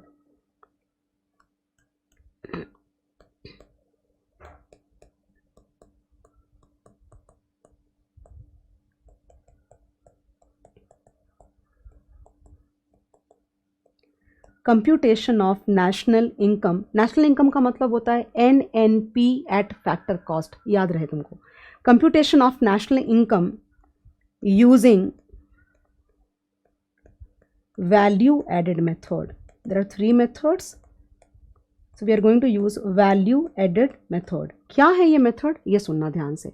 सबसे पहले ये सुनो कि हमें निकालना क्या है। ओके तो गाइस या शुरुआत करती हूँ कि कैसे प्रोसेस क्या चलेगा, तुमको अपने आप ही आंसर मिल जाएगा। गवर्नमेंट क्या करती है, या जो भी ये डिपार्टमेंट होता है नेशनल इनकम अकाउंटिंग का, ओके, वो डिपार्टमेंट क्या करता है, पूरी इकोनॉमी को क्लासीफाई करता है। तुम्हारे ICI के अगर करिकुलम में मैं देखूं जाके तो उन्होंने बोला है कि भाई हम 3 सेक्टर्स में पूरी इकोनॉमी को डिवाइड कर देते हैं, प्राइमरी सेक्टर, सेकेंडरी सेक्टर। मैं उसके अंदर नहीं जा रही वो क्या क्या है करके, बस बेसिकली मैं ब्रॉड लेवल पे बात कर रही हूँ। Primary sector, secondary sector and tertiary sector. मतलब क्या हुआ कि तुम अपनी पूरी इकोनॉमी को 3 सेक्टर में तुमने डिवाइड कर दिया, ठीक है। और सेक्टर्स को अब तुम इंडस्ट्रीज में डिवाइड करोगे, और इंडस्ट्रीज को फर्दर अगर तुम ब्रेक करोगे तो एंटरप्राइजेस यानी कि मिनिस्क्यूल स्मॉल लेवल पे आ जाएगा। कहने का मतलब है जितनी भी एंटरप्राइज सपोज इंडिया के अंदर में एग्जिस्ट करती है या किसी इकोनॉमी के अंदर में एग्जिस्ट करती है, तुमने वो ब्रॉड लेवल पे सेक्टर्स में डिवाइड कर लिया। ओके अब हर एंटरप्राइज का जो गुड्स एंड सर्विसेज प्रोड्यूस्ड है उसको उसकी मार्केट प्राइस से मल्टीप्लाई करोगे तो you will get what is the value, what is the monetary value of the goods and services produced by each enterprise within the economy, then total industry, then total sectors. Correct? Now, if you at all remember, I had given you one example. Suppose there are only two enterprises within the economy. Number one, which produces cotton worth 2,000 rupees, and number two, enterprise which produces cloth of 3,000 rupees. ये बोला था मैंने। तो अगर तुम add करोगे दोनों को तो क्या हो गया, 5,000 रुपये हो गए ना। लेकिन 5,000 की वैल्यू क्रिएट हुई है क्या, नहीं ना, 3,000 की तो हुई है, बिकॉज वो 2,000 तो कॉटन बनाने में, तुम्हारे क्लॉथ बनाने में हमने ऐड कर ही लिया, तभी तो 3,000 रुपया हुआ है। तो क्या करना होगा इस मेथड में, वो तुमको थोड़ा सा मैं आइडिया दे रही हूँ। So monetary value of all the goods and services तुमने टोटल कर लिया, तो टोटल वैल्यू यानी 5,000 आ गया, तुम समझ लो ऐसा। So 5,000 यानी total value of all the goods and services produced by all the enterprises, by all the industries, by all the sectors आ गया। करेक्ट है। नाउ वो जो मॉनेटरी वैल्यू है goods and services produced within the economy within the given period of time, correct है, उसको क्या बोलते हैं पता है, उसको बोला जाता है, टेक्निकल लैंग्वेज है, वैल्यू ऑफ आउटपुट बोला जाता है। मैंने नहीं बनाया, वो वर्ड तुमको ध्यान रखना पड़ेगा, वैल्यू मैं लिखने वाली हूँ, वैल्यू ऑफ आउटपुट। अब ये जो वैल्यू ऑफ आउटपुट है इसको 2 पार्ट में हम ब्रेक कर सकते हैं, यानी कि the total value of goods and services का एक काफ़ी अच्छा हिस्सा, suppose 90% 95% is sold in the market which is called sales, and there is a portion which remains unsold which is called inventory. 2 part में ब्रेक कर दिया। Okay so total value of output के अंदर 2 चीज़ें आ गई, सेल्स आ गया और change in stock आ गया। करेक्ट ना। अब क्या करना होगा पता है तुम्हें, अब हम निकालेंगे ग्रॉस वैल्यू एडेड। इसका क्या मतलब हुआ, इसका ये मतलब हुआ total value of the goods and services produced. Okay तो वो 5,000 रुपया, ध्यान रखना एग्जाम्पल का, 5,000 में से माइनस इंटरमीडिएट कंजम्पशन कर दो तुम। ओके यानी कि 2,000 या 3,000 माइनस कर दो।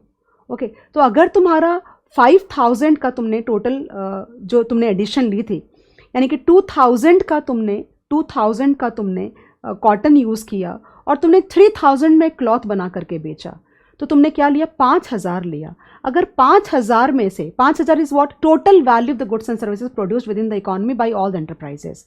ओके माइनस 2,000 करूंगी तो क्या आ जाएगा, आएगा gross value added, gross value added at market prices आ जाएगा, GVA एट मार्केट प्राइसेस आ जाएगा। ओके आती हूँ, 2 मिनट रुक जाओ। Gross value added at market prices में से if you reduce depreciation, you will get net value added at market prices. And you know what? Net value added at market prices is nothing but net domestic product at market prices. And net value added at market prices में से अगर तुम indirect taxes, net indirect taxes, better word, अगर minus कर दोगे तो आ जाएगा net value added at factor cost. And net value added at factor cost is nothing but net domestic product at factor cost. उसमें net factor income from abroad तुम add कर दोगे तो you will get NNP at factor cost और national income. तुम लोग ma'am चक्कर आ रहा है, नहीं समझा आपने क्या बोला. बेसिकली तुमको बताऊं क्या, तुमको क्या निकालना है? तुमको निकालना है NVA एट फैक्टर कॉस्ट. अब उसकी क्या प्रोसेस होगी वो लिख के दिखाती हूँ, अपने आप समझ जाएगा. 2 मिनट दो मेरे को. सो मे बी बहुत शॉर्ट, मैंने तुमको बोला था ना कि मेरी जो ये स्क्रीन है ना, ये मेरी समझ है, तो तुम लिखोगे तुम्हारे लिए अच्छा होगा. प्रॉपर वाला तो वैसे भी तो मैंने इंस्टीट्यूट का कंटेंट थोड़ा कट शॉर्ट वगैरह करके ले रखा है, और क्या करूँगी. Okay start. So basically under this method तुमने एक चीज नोटिस करी कि बेसिकली हम क्या कर रहे हैं कि हर एंटरप्राइज ने लास्ट में जाके हम लोगों ने क्या किया कि हर एंटरप्राइज ने जो वैल्यू ऐड किया ना वो टोटल मार दिया अपने लोगों ने. समझ आ रही है बात. So under this method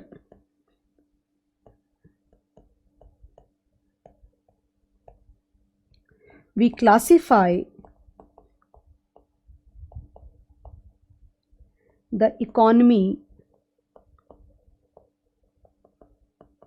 into various, नीचे से चलते हैं, enterprise, then industry and sectors. Okay, we multiply our language, we multiply the total goods and services produced by all units. I'm writing units for all three, right? By all units with their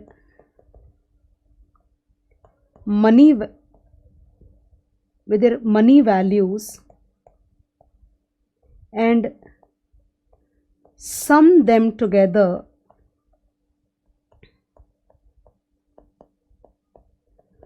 to get the value of all goods and services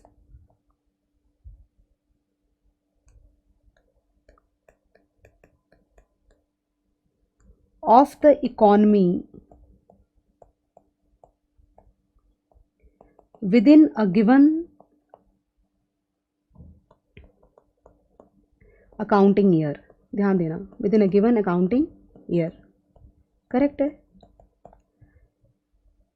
And this is known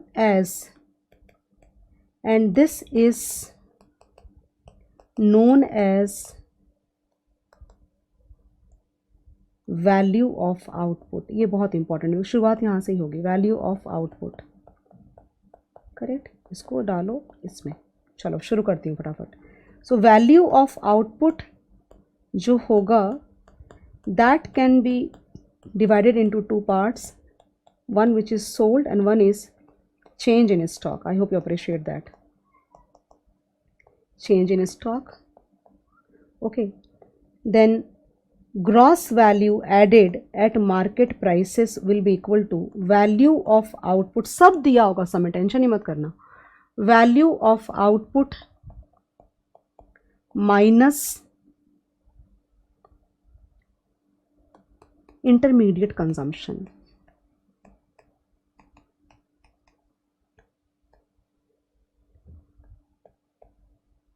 minus intermediate consumption, correct है.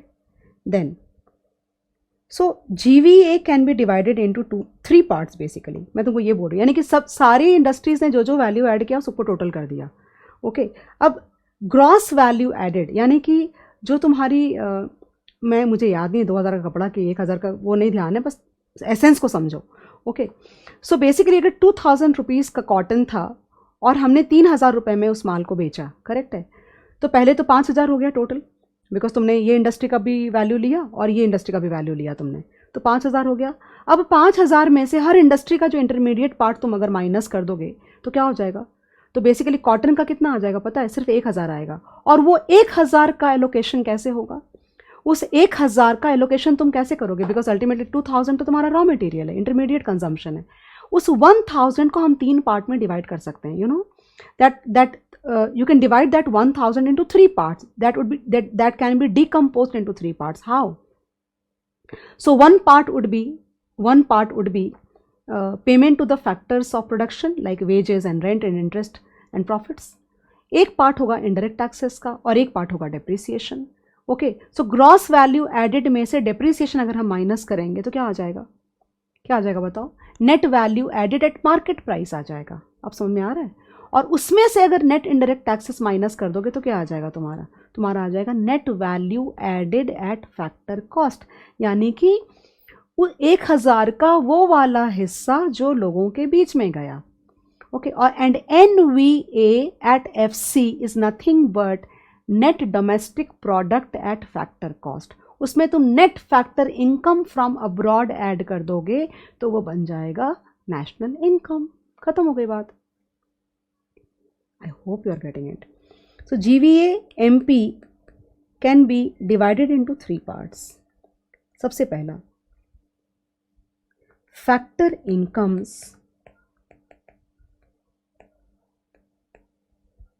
like wages, rent, interest and profits. Correct है? Then indirect taxes and subsidies भी ले लो भाई, subsidies, and this will be depreciation. Correct है? Now NVA at market price will be gross value added at market price minus depreciation, rather मैं directly भी कर सकती थी actually, and NVA at factor cost will be NVA at market price minus net indirect tax लेते हैं, and we are sorted guys. Correct? And very important point to make here that net value added at factor cost is considered as net domestic product at factor cost. Correct? So now here national income आ गए अपन finally अपनी जगह पे। national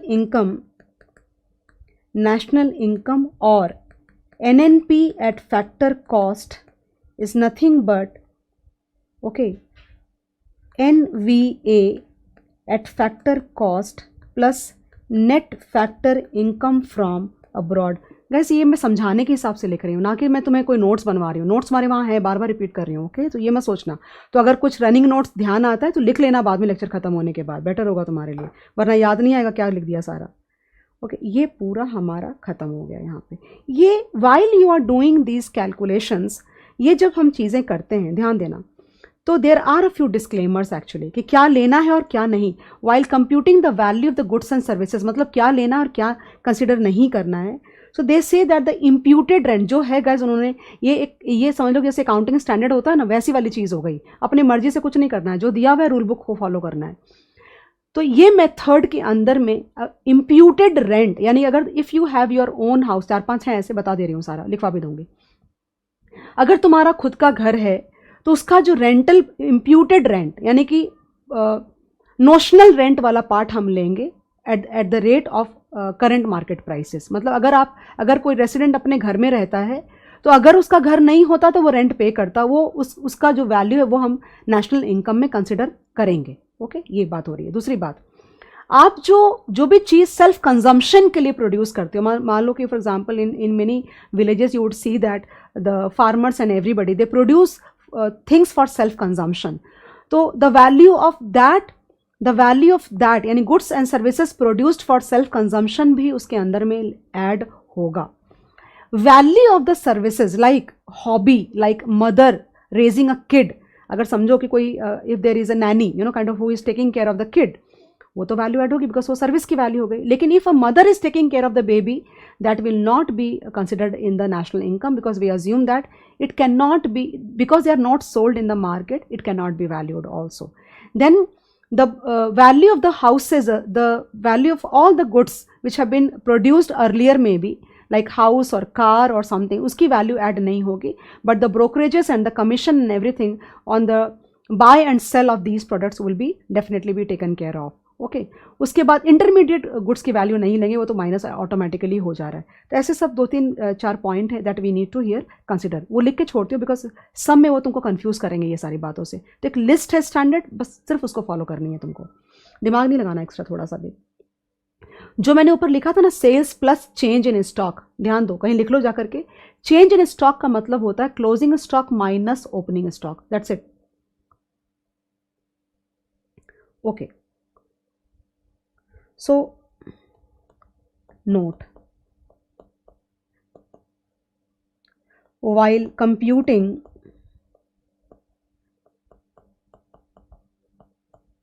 national income, this method is also called output method or production method. Okay, national income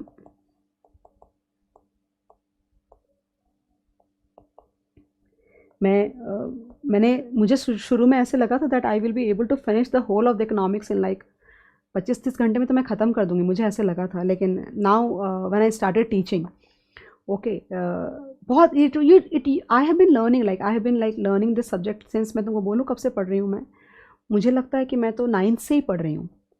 okay, then 9th में पढ़ी, फिर 10th में पढ़ी, फिर because I am arts graduate that I already discussed with you while I was doing my FM. Okay, so 11th में भी हमारे economics था, 12th में भी था, and then because I took humanities और आर्ट्स इन द ग्रेजुएशन, तो वहाँ तो इकोनॉमिक्स था ही हमारा. देन CFA में होता ही है इकोनॉमिक्स, बिकॉज होगा ही ना, because it is finance only. हाँ, थियोरेटिकल है थोड़ा. While computing national income as per value added method,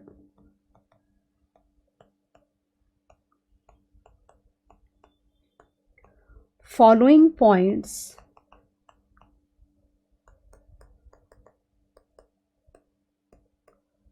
must be considered. Okay, number 1, imputed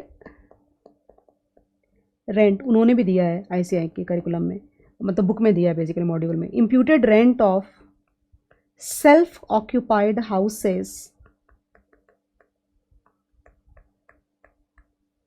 नहीं लिखोगे तो याद नहीं होगा, would be considered. Okay, then number 2,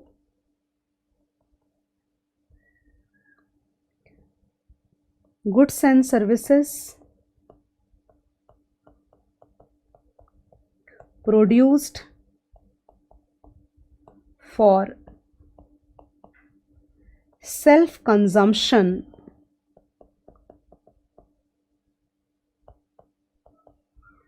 would be considered.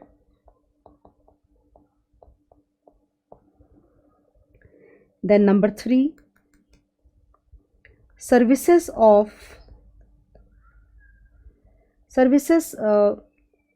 done out of hobby or love and affection,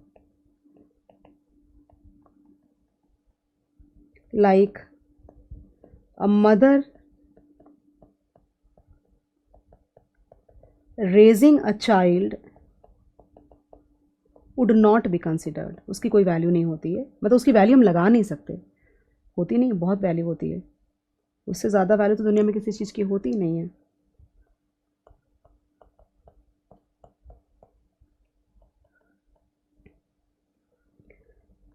value of goods like houses, cars or second hand goods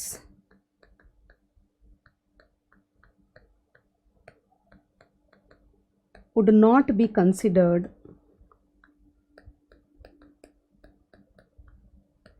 but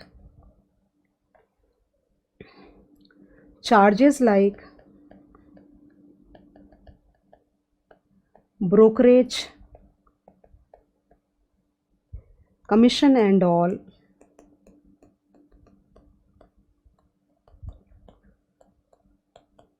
must be considered.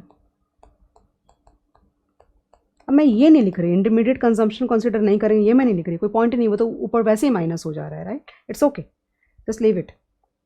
So guys, this was it as per the value added method. I think you have gotten the point. Basically क्या निकालना है, सुनना ध्यान से, revision करा रही हूँ. Total value of output निकालोगे, ओके उसमें से टोटल वैल्यू ऑफ आउटपुट में से इंटरमीडिएट कंजम्पशन को अगर माइनस करोगे तो GVA एट मार्केट प्राइस मिलेगा. GVA एट मार्केट प्राइसेस में से डेप्रिसिएशन माइनस करोगे तो NVA एट मार्केट प्राइस मिलेगा. उसमें से नेट इनडायरेक्ट टैक्स माइनस करोगे तो NVA एट फैक्टर कॉस्ट मिल जाएगा. उसमें net factor income from abroad add करोगे तो नेट इनकम मिल जाएगी. ये पॉइंट्स को ध्यान में रखना है. पूरी शीट दिखा रही हूँ वापस से, जो मैंने अब तक पढ़ाया तुमको. अभी आ रहे हैं अपन, फटाफट ख़त्म करने दो. डोंट वरी, रिविजन लेक्चर्स ही बनाऊंगी इसके, चिंता मत करना. यही वाली शीट यूज़ करेंगे, यही वाली शीट यूज़ करेंगे. ओके सो ये वाली basically this is what is there. Okay जो मैंने बोला, अभी दो और बाकी हैं. Income method and expenditure method फटाफट करा दूंगी, चिंता मत करो. फिर उसके बाद अगले फिर ये लेक्चर को स्टॉप कर देंगे और अगले लेक्चर में अपन जो थोड़ा बहुत बचा हुआ है वो और सम्स करके फाइंड अप कर देंगे. But it went lengthy, but then it is a very important chapter because you are going to get theory as well as sums on this. And please keep in mind कि 40 number का economics है, मतलब किसी हालत में अपन compromise नहीं कर सकते. और इसमें अगर पूरा अच्छा नंबर आ गया, suppose if you get good marks in economics, maybe 40 out of 40, who knows, then it is a good thing basically. Correct. So let's go ahead and write down computation of national income as per income method.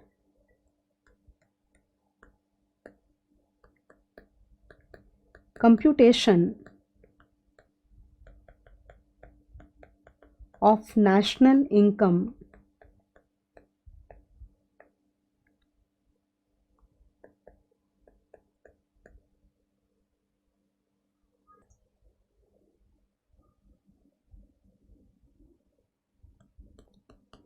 Income method. ये बहुत interesting और easy भी है थोड़ा. So basically what are we suppose to do here, quickly जल्दी ख़त्म करें. Okay so what are we suppose to do here, basically सबसे पहले जैसे the way we have done in the value added method, will first classify all the whole of the economy into various sectors and then industries and individual enterprises, right. Then you will classify the total incomes. Basically तुम ऐसे बोल सकते हो कि ये जो method है ना, ये डिस्ट्रीब्यूशन साइड में है, यानी कि जो टोटल जो फैक्टर्स एंगेज किया तो उनकी क्या इनकम हुई. जैसे लैंडलॉर्ड्स को रेंट मिला, ओके जो एम्प्लॉयज़ थे उनको वेजेस एंड सैलरीज मिली, जिन जिन लोगों ने पैसे इन्वेस्ट किए उनको इंटरेस्ट मिला, और जिन लोगों ने एंटरप्रेन्योरशिप प्रोवाइड करी उनको प्रॉफिट्स मिला. तो ये वो वाला साइड आ गया. ओके तो सबसे पहले what are we suppose to do, will first classify the whole of the economy into enterprises, industries and sectors. Okay then you classify the total payments in terms of like wages and salaries, then rent and all that. वो तो मैं लिखने वाली हूँ सारा. उसके बाद क्या करोगे, टोटल मतलब basically I think you can use your common sense कि then you add the total factor incomes actually generated by all the enterprises, by all the industries and by all the sectors. What are we going to get? The total rents you will receive, the total interest you will receive, then you receive the total profits. Okay, profits will include distributed, undistributed both. Okay, and then the total everything is added together. एक जो extra part मैं जो भूल जाऊँ उसके पहले मैं बोल देती हूँ कि इन 4 कैटेगरी के अलावा, 4 कैटेगरी क्या, total rent and royalty if at all, compensation to the employees जहाँ पे वेजेस, सैलरीज एंड जो तुम्हारी कंपनीज जैसे PF वगैरह में ट्रांसफ़र नहीं करते क्या पैसा, वो वाला भी अल्टीमेटली वो भी तो उनको मिलेगा ही ना, भले अभी नहीं मिल रहा है. तो रेंट है, फिर इंटरेस्ट है, और प्रॉफिट्स आएगा सारा, distributed undistributed, it's some words are tongue twisted. And एक जो इनकम, बार बार भूल जाऊंगी इसलिए मैं बार बार उस पर आना चाह रही हूँ और फिर कहीं और चली जा रही हूँ, मिक्स्ड इनकम कैटेगरी बोलते हैं। दे से दैट इंडिया में, स्पेशली इंडिया की बात हो रही है यहाँ पे, इंडिया में एक ऐसी कैटेगरी होती है सेल्फ ऑक्यूपाइड पीपल की या सेल्फ एंगेज्ड पीपल की, यू नो लाइक फ्रीलांसर बोलो, तो they are the people who like जो कैपिटल भी लगाते हैं, खुद ही रेंट भी लेते हैं और खुद ही प्रॉफिट्स भी कमाते हैं और खुद ही सैलरीज भी रिसीव करते हैं, उसको मिक्स्ड इनकम बोला जाता है। तो वो फिफ्थ कैटेगरी है। तो इन सारों को अपन अगर ऐड करते हैं ना, इन सारों को अगर तुम ऐड कर दोगे, यानी टोटल रेंट, टोटल तुम्हारी compensation to the employees, okay, और total interest and mixed income and total profits को अगर तुम ऐड करोगे तो तुम्हें पता है क्या मिलेगा? तुम्हें मिलेगा NDP at factor cost. Direct ही आ गया पूरा, एनडीपी एट फैक्टर कॉस्ट आ गया। उसमें net factor income from abroad अगर अपन ऐड करेंगे तो आ जाएगा national income. It's that simple. इसमें ज़्यादा इंपॉर्टेंट क्या है पता है तुम्हें? डिस्क्लेमर्स वाला पार्ट, जो 4 पॉइंट मैंने यहाँ पे लिए ना, ये 4 पॉइंट्स आई हैव टेकन, इसमें बहुत सारा आएगा कि specially in compensation to the employees there are many things that you have to consider, like they say that you have to consider compensation to the employees received in both cash and kind. Okay, तो तुम बोलोगे ma'am नहीं समझा, आप detail करो, तो detail करती हूँ। तो कॉम्पनसेशन टू द एम्प्लॉयज़ के अंदर में क्या क्या आएगा वो सारी चीज़ें तुमको मैं मतलब काफ़ी अच्छा डिटेल है वो। सबसे पहले कैश में जो तुमको वेज या सैलरी मिलती है वो तुम कंसिडर करोगे। फिर तुमको ओवर टाइम, जो याद आ रहा है वो बोल रही हूँ, सारा नहीं याद आने वाला है, ओके। ओवर टाइम जो मिलता है वो कंसिडर करेंगे। फिर बोनस जो मिलता है वो मिलेगा। फिर जो कमीशन मिलता है सेल्स वाले लोगों को वो कंसिडर होगा। फिर डियरनेस अलाउंस, महंगाई भत्ता बोलते हैं हिंदी में, ओके, यानी कि in order to neutralize the increase in the prices और the cost of living some companies do provide with dearness allowance. Then leave allowance मिलता है, वो मिलेगा। फिर घर और ऑफिस आने जाने का ट्रैवलिंग अलाउंस मिलता है, वो मिलेगा। सिकनेस अलाउंस मिलता है। So all these are paid in cash, okay. Then in kind, so there are many like people और many employees who get company funded like house, उनको रेंट नहीं पे करना, वो ओन नहीं करते, तो अल्टीमेटली वो भी तो तुम्हारा कंपनी पे कर रही है ना, तुम्हारी पार्ट ऑफ द सैलरी हो गई वो, या पार्ट ऑफ द कॉम्पनसेशन हो गया, तो वो आएगा। कई बारी गाड़ी आने जाने के लिए मिलती है, you know you are provided with a conveyance facility, तो वो कंसिडर होगा। उसके बाद कई कंपनीज यूनिफॉर्म देती है, यू नो अपने एम्प्लॉयज़ को पहनने के लिए फ्री ऑफ कॉस्ट, तो वो वाला पार्ट भी ऐड होगा, तुमको कपड़े मिल रहे हैं, okay. Then there are many companies which provide food like meals provide करते हैं, लाइक तुमको ब्रेकफास्ट और लंच प्रोवाइड करते हैं या लंच और डिनर प्रोवाइड करते हैं। So I use to work with Mahindra and Mahindra for some months only, like it was like MBA जब मैं कर रही थी ना, तो I use to work for Mahindra and Mahindra. ऐसा 3-4 महीने का वो करते हैं ना अपन, दैट वे, लाइक तो ट्रेनिंग प्रोग्राम जो होता है 3-4 महीने का, तो वहाँ पे ना महिंद्रा एंड महिंद्रा में लाइक सिमिलर मैन्युफैक्चरिंग कंपनीज़ के अंदर में there are good like facility for meals, मतलब ब्रेकफास्ट के टाइम पे ब्रेकफास्ट आएगा, चाय आएगी, and you will have good lunch and everything, okay. So उसका कॉस्ट भी ऐड होना चाहिए, अल्टीमेटली तुम्हारा पैसा वो बच रहा है, राइट। उसके बाद I think there are many companies which also provide like जो मैन्युफैक्चर करते हैं, जैसे फॉर एग्जांपल आप कुछ अगर मैन्युफैक्चर करते हो, फॉर एग्जांपल अगर कोई कंपनी किसी वेजिटेबल्स मैन्युफैक्चरिंग में है या कोई फ्रूट्स के एग्रो में है, तो वो अपने प्रोड्यूस को अपने एम्प्लॉयज़ में डिस्ट्रीब्यूट करते हैं, तो वो सब आना चाहिए, ओके। तो ये सारी चीज़ें काइंड में ऐड हो जाएगी। उसके बाद the social security contributions by the employer like PF and all, वो काउंट हो जाएगा। In fact in national income whatever salaries are paid to the president of the country and the governors of the states, then members of parliament and legislative assemblies, then central members of the मतलब central cabinet और state cabinet के जो तुम्हारे जो होते हैं वो उनको भी सारी जो सैलरीज दी जाती है वो सारा भी ऐड होता है इसके अंदर में। उसके अलावा कुछ चीज़ें और कुछ पॉइंट्स और हैं जो ध्यान देना है। For example imputed rent will be considered, okay. Then goods produced for self consumption would also be considered, okay, उसकी वैल्यू कंसिडर होएगी। देन उसके बाद जो हवाला मनी, इलीगल मनी जो होता है लाइक हवाला मनी एंड ऑल, वो कंसिडर नहीं होगा नेशनल इनकम के अंदर में। लॉटरीज एंड ऑल या विंडफॉल गेन से जो पैसा जनरेट होगा वो काउंट नहीं होगा, ओके। उसके बाद वेल्थ जो होता है, वेल्थ टैक्स होता है, गिफ्ट्स होते हैं, लाइक वो भी ऐड नहीं होगा क्योंकि वो एग्जिस्टिंग तुम्हारे वेल्थ में से होता है, तुमने कुछ नया क्रिएट नहीं किया, ओके। तो ऐसी सारी चीज़ों के बारे में तुमको लिखना पड़ेगा, but I don't think it is difficult at all. I think you are comfortable. फटाफट लिख के ख़त्म कर दूँ, चलो। So under this method,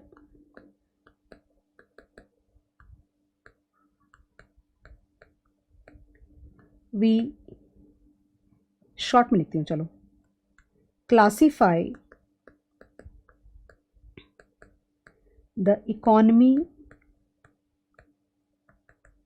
into various, वही fishing, mining, transport, trade and commerce and manufacturing and various other things, जितनी भी चीज़ों में तुम क्लासीफाई कर सकते हो, क्लासीफाई। और ऑफ कोर्स क्लासिफिकेशन हमारे हिसाब से नहीं होगी, ये क्लासिफिकेशन भी स्टैंडर्ड होती होगी। As I told you, the what we are studying is nothing but like accounting standard, you can't put your own things there, it has to be studied the way it has been designed, rule book है तो rule book से जाना होगा। ये classification हम नहीं कर सकते कि भाई अब मेरा मन कर रहा है कि चलो इसको और 2 पार्ट में डिवाइड कर दे, नहीं, ये क्लासिफिकेशन स्टैंडर्ड आएगी। जो नेशनल इनकम अकाउंटिंग बॉडी है इंडिया की या यूएन की, उन्होंने बताया है कि भाई आप इस हेड्स में डालो, अकॉर्डिंगली ही करी जाएगी। Okay, so classify the economy into various enterprises, industries, ये I mean to say it is a standard classification, industries and sectors। अब मैं नाम नहीं लिख रही, okay. Then classify the total factor incomes generated, okay, so you will take here a compensation to employees,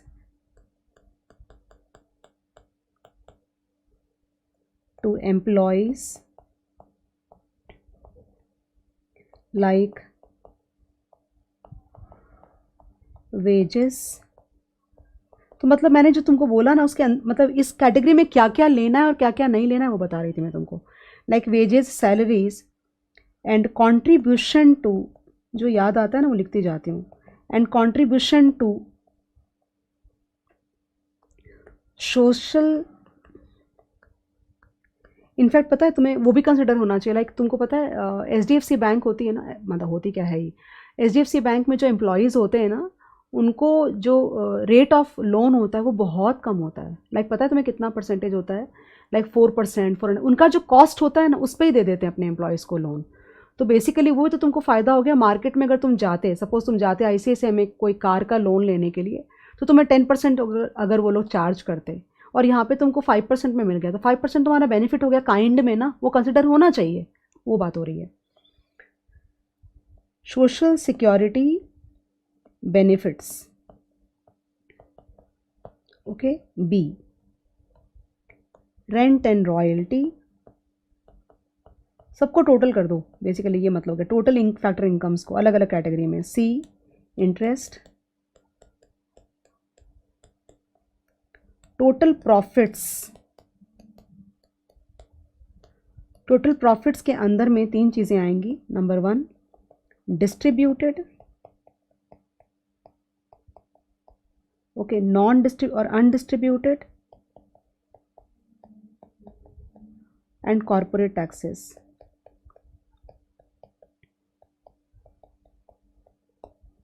okay, and E में आएगा mixed income.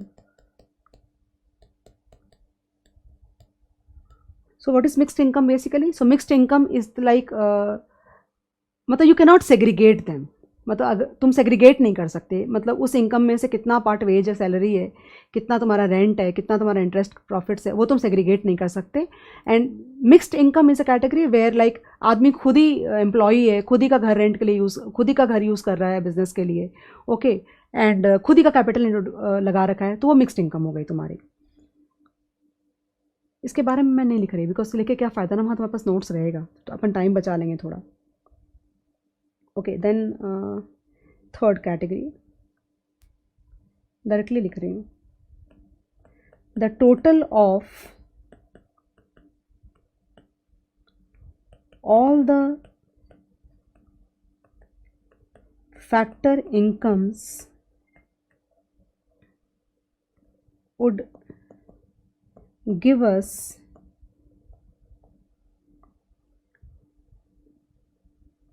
NDP at factor cost. Okay, so when we add net factor income from abroad to NDP at factor cost,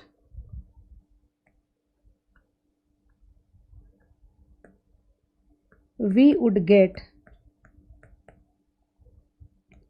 NNP at factor cost or national income. I think we are sorted here, right? ये ख़त्म हो गया.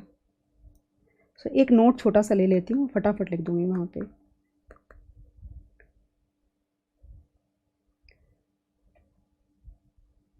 In case of compensation to employees, we would consider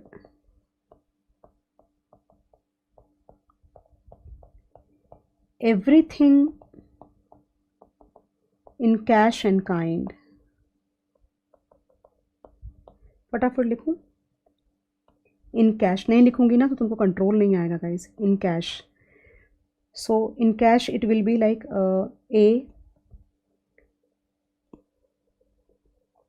salary और wages paid in cash. फटाफट लिखो. Okay. Then B bonuses. Short में लिख रही हूँ. Bonuses. C over time. Then D travelling allowance, dearness allowance,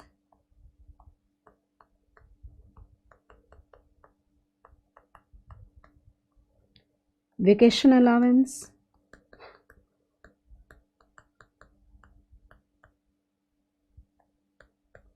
then sickness allowance. उन्होंने अलग अलग दिया, मैंने एक में कर दिया. इंस्टीट्यूट ने पता नहीं मुझे इतना दिया है कि नहीं दिया, मुझे नहीं पता. And so on. I think we have majorly, I think you got the point what exactly I mean to say, right. Then in kind. लिखने का मन भी नहीं हो रहा अभी. इन काइंड क्या क्या आएगा.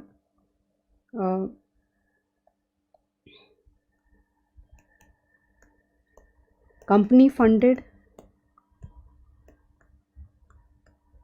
homes, conveyance. Okay, then C uniform. समझ जाना. Okay, uniforms. Then और क्या बोला था. I think कपड़े तो हो ही गए.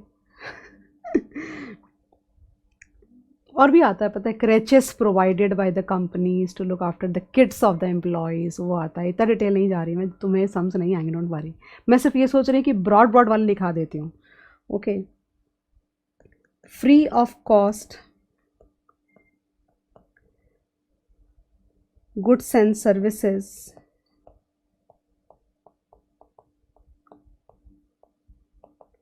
Distributed by companies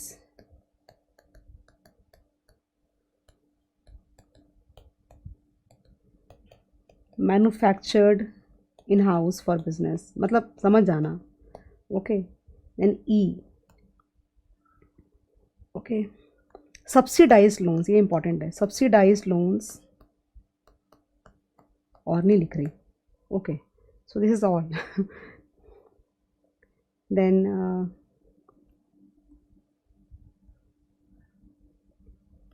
note 2.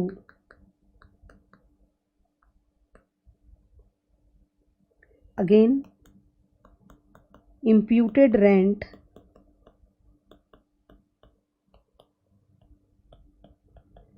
would be, मतलब मैं उस पीरियड, मैं उस टाइम को मैं ज़्यादा टाइम मैंने ले लिया पढ़ाने में जो मुझे दिया गया था उस हिसाब से. कोई बात नहीं. अच्छा ही तो पढ़ा रही, ख़राब तो नहीं पढ़ा रही, बुरा नहीं पढ़ा रही ना. imputed rent would be considered. Then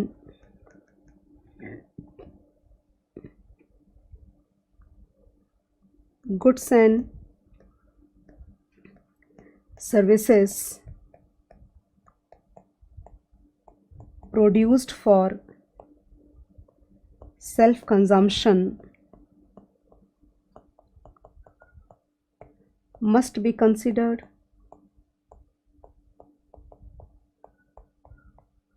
Okay, then third, illegal money not a part of national income. Transfer payments नहीं, इंपॉर्टेंट है, ट्रांसफ़र पेमेंट्स नहीं आएगा, बिकॉज ट्रांसफ़र पेमेंट्स उन सर्विसेज के लिए होती है जो आप अभी क्रिएट ही नहीं हो रही है. Transfer payments not a part of, या पर्सनल इनकम का पार्ट है of national income. Then number 5, windfall gains not a part of national income. अब लास्ट लिख रही हूँ. Okay. 6,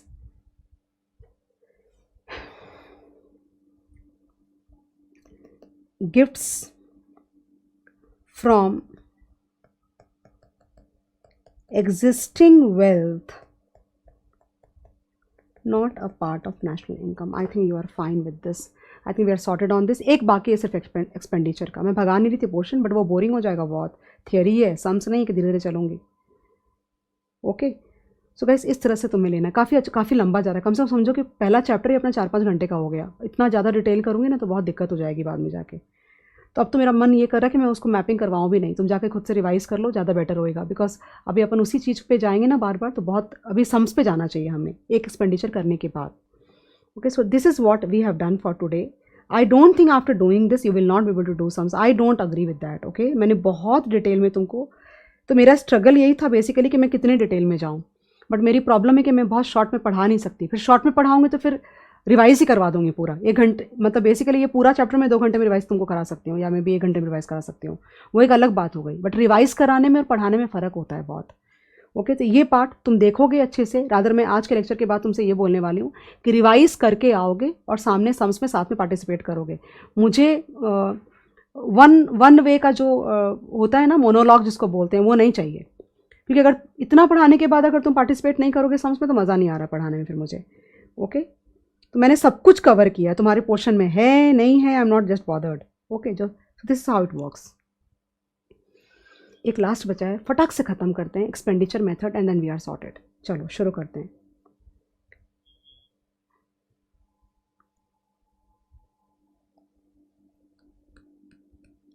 computation of national income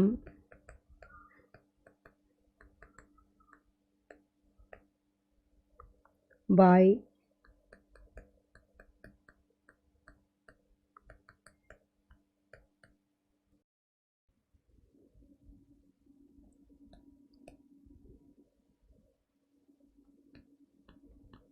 I have to keep on checking on the mic because at times क्या होता है कि मतलब क्या होता है ना कि मैं पूरा लेक्चर आधे घंटे का बोल गई और माइक ऑन नहीं था. So it is like damn like irritating है कि अरे यार, because at times what happens that it comes out very nice, you know, kind of, and you wouldn't want to miss out on that. और मालूम पड़ा बंद था तो बहुत दिक्कत. तो I am like at times okay चल रहा है सब बराबर. तो you will see that I keep looking like this. So it's all about checking the mic only. So okay, just let's finish this quickly and then we are sorted for today's lecture. Okay. So मैंने क्या लिखा है, computation of national income by expenditure method. Okay, ये बहुत ज़्यादा simple होगा. इसमें सिर्फ एक चीज़ मुझे एक्सप्लेन करनी पड़ेगी. तो एक्सपेंडिचर मेथड में क्या आएगा, all the consumption expenditure done by the house holds. Okay, with respect to the goods and services. Number 2, all the expenditure done by government. Then gross domestic formation, उसके अंदर में क्या आएगा, net addition to the capital goods or addition to the capital goods and change in the stock, वो आएगा तुम्हारा, वो investment expenditure में आएगा, प्लस नेट एक्सपोर्ट्स. अब consumption expenditure on goods and services में मुझे एक्सप्लेन करने की जरूरत नहीं है। जितनी भी चीज़ें तुम्हारे जो लोग हैं इकोनॉमी के अंदर में बाय करते हैं कंज्यूम करने के लिए, वो सारा खर्चा आएगा। जो फर्म्स इन्वेस्टमेंट एक्सपेंडिचर करते हैं with respect to the tools and the machines and everything, plus उनका जो इन्वेंट्री पाइलअप होता है वो वाला पार्ट। नेट एक्सपोर्ट यानी कि हम बाहर भेज रहे हैं और बाहर वालों से हम खरीद रहे हैं, उसका नेट। और गवर्नमेंट एक्सपेंडिचर, मेन इसमें जो मुझे डिस्कस करना है तुम्हारे साथ वो गवर्नमेंट एक्सपेंडिचर क्या है, क्या चीज़ में वो लोग खर्च करते हैं। I think that is a question mark actually. तो छोटा सा उसके बारे में डिस्कशन करके and then we will just finish it off. Start guys. So basically let me tell you, जो जब तुम consumption expenditure by households add करोगे, उसमें गवर्नमेंट एक्सपेंडिचर ऐड करोगे और इन्वेस्टमेंट एक्सपेंडिचर ऐड करोगे और नेट एक्सपोर्ट्स को ऐड करोगे, तो तुमको मिलेगा GDP. GDP at market prices मिल जाएगा तुमको। Okay, GDP at market prices के अंदर में जब तुम net factor income from abroad करोगे तो जीएनपी एट मार्केट प्राइसेस मिल जाएगा, minus depreciation and minus net indirect taxes करोगे तो एनएनपी एट फैक्टर कॉस्ट मिल जाएगा, which is national income. I think we are sorted on that. Okay, let's write down. As per this method, quickly,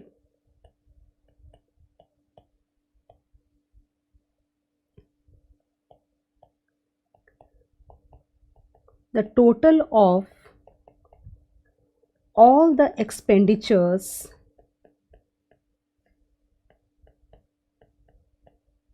like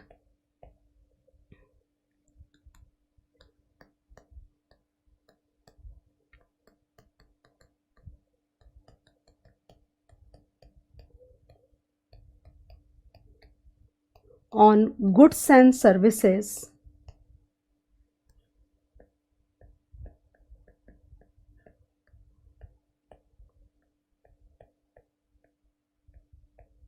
by households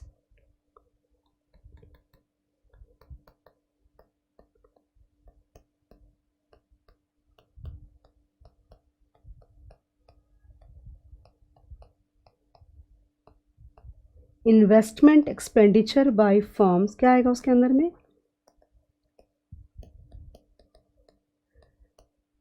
addition of capital goods,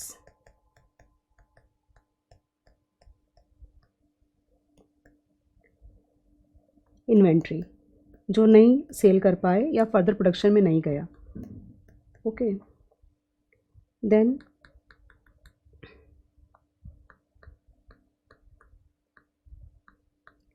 government expenditure. Government expenditure और government consumption expenditure भी बोल सकते हैं, मतलब government जो goods and services consume करती है उस पर जो खर्च करते हैं वो वाला expenditure. And number 4, net exports. So in short,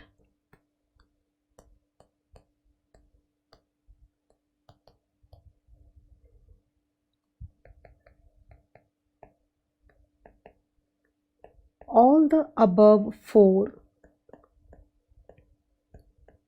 we get GDP at market prices.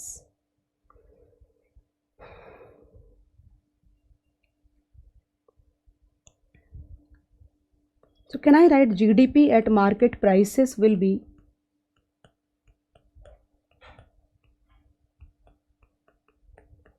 correct?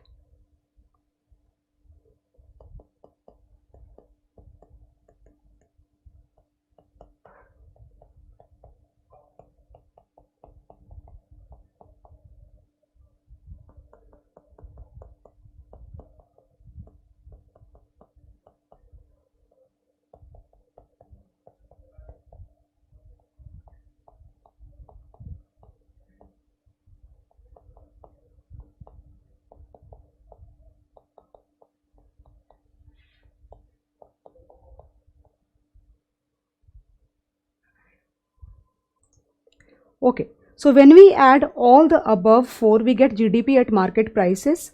Okay, so GDP at market prices is consumption expenditure plus investment expenditure plus government expenditure plus net exports. Okay, उसमें तुम net factor income from abroad add करोगे तो तुमको मिलेगा, क्या मिलेगा तुमको?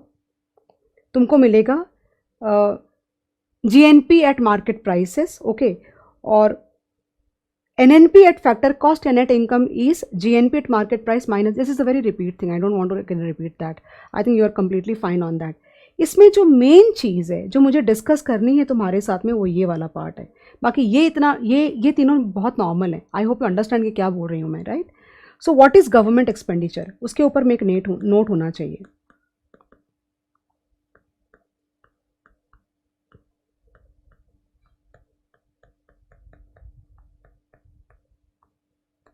तो सुनना ध्यान से. Government purchases a lots of goods and service, like government क्या सर्विसेज प्रोवाइड करती है, like law and order maintain करते हैं, वेलफेयर करते हैं, ओके, एंड और भी बहुत सारे जो सर्विसेज प्रोवाइड करते हैं which is a requirement of collective wants. मान लो फॉर एग्जांपल पुलिस स्टेशन नहीं है, तो तुमको नहीं लगता उस पुलिस स्टेशन को मेंटेन करने के लिए सरकार को बहुत सारे गुड्स एंड सर्विसेज परचेज करने पड़ते हैं? तो the purchase of these kind of services और the purchase of goods and services in order to meet the collective wants is government expenditure. And you know what, ये जो buy होती है government की, it is called intermediate consumption. इसको intermediate consumption of goods and services for collective wants बोला जाता है. ये एक खर्चा हो गया उन लोगों का. दूसरी बात, गवर्नमेंट अपने इतने सारे डिपार्टमेंट्स को मेंटेन करने के लिए कितने सारे लोगों को हायर करते हैं, सोल्जर्स को करते हैं, पता नहीं दिमाग में बात भी नहीं आ रही अभी, सोल्जर्स को करते हैं, सेक्रेटरीज करते हैं, क्लर्क्स करते हैं, कितने सारे वर्कर्स हैं, उनको वेज एंड सैलरीज उनको पे करनी पड़ती है. ये पॉइंट नंबर तुम्हारा 2 हो गया. एट द सेम टाइम कुछ ऐसे भी सर्विसेज होते हैं जो सरकार यूजुअली गुड्स एंड सर्विस बेचते नहीं हैं, बट कुछ जैसे फॉर एग्जांपल पब्लिक तुम्हारा हॉस्पिटल होता है, पब्लिक स्कूल होता है, तो वहाँ पे they definitely sell these goods and services but they are at very very nominal cost. Okay, so if you basically add all the three, so you maybe we can achieve only 2 for that matter. Number 1, the intermediate consumption expenditure of goods and services to meet the collective wants. तुमको समझ गया मैं क्या बोल रही हूँ?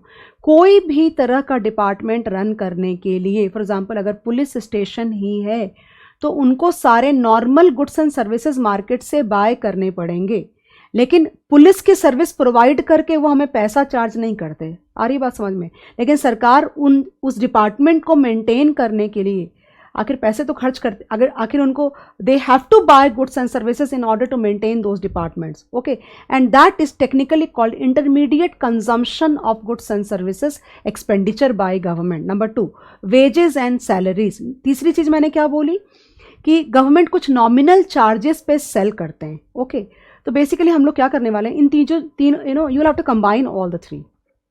How कि the intermediate consumption expenditure on goods and services provided by in order to meet the collective wants of the people, वो जो सरकार खर्चा करती है, minus the nominal income charged by government while selling, like hospital में जो fees होती है वो नॉमिनल, तो वो उनकी इनकम हो गई.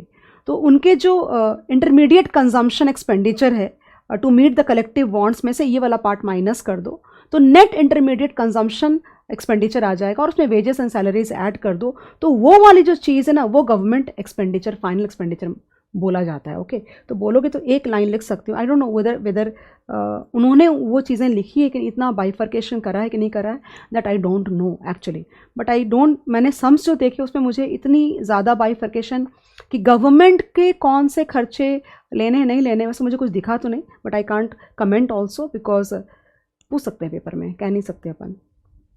Okay, so intermediate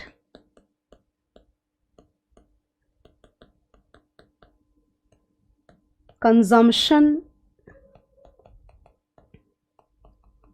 expenditure,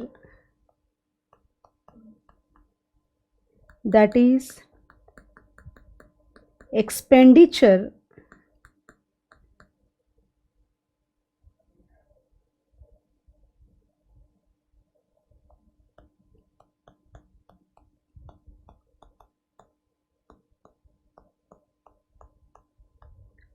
on purchase of goods and services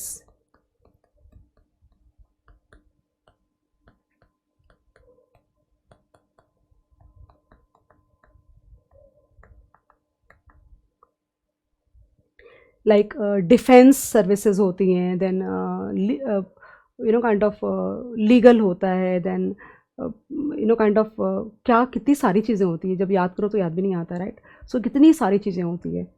welfare services होती हैं, then wages and salaries,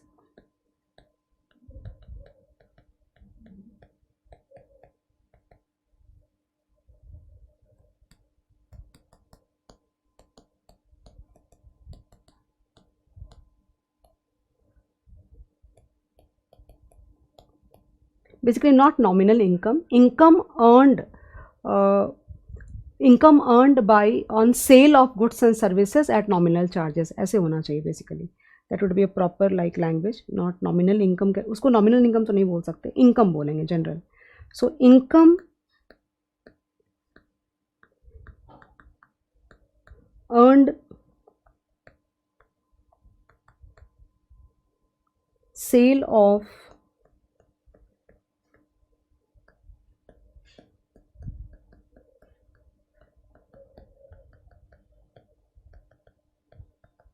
at nominal charges. So possibly if you say that this is like 1, this is like 2 and this is 3, that means G will be equal to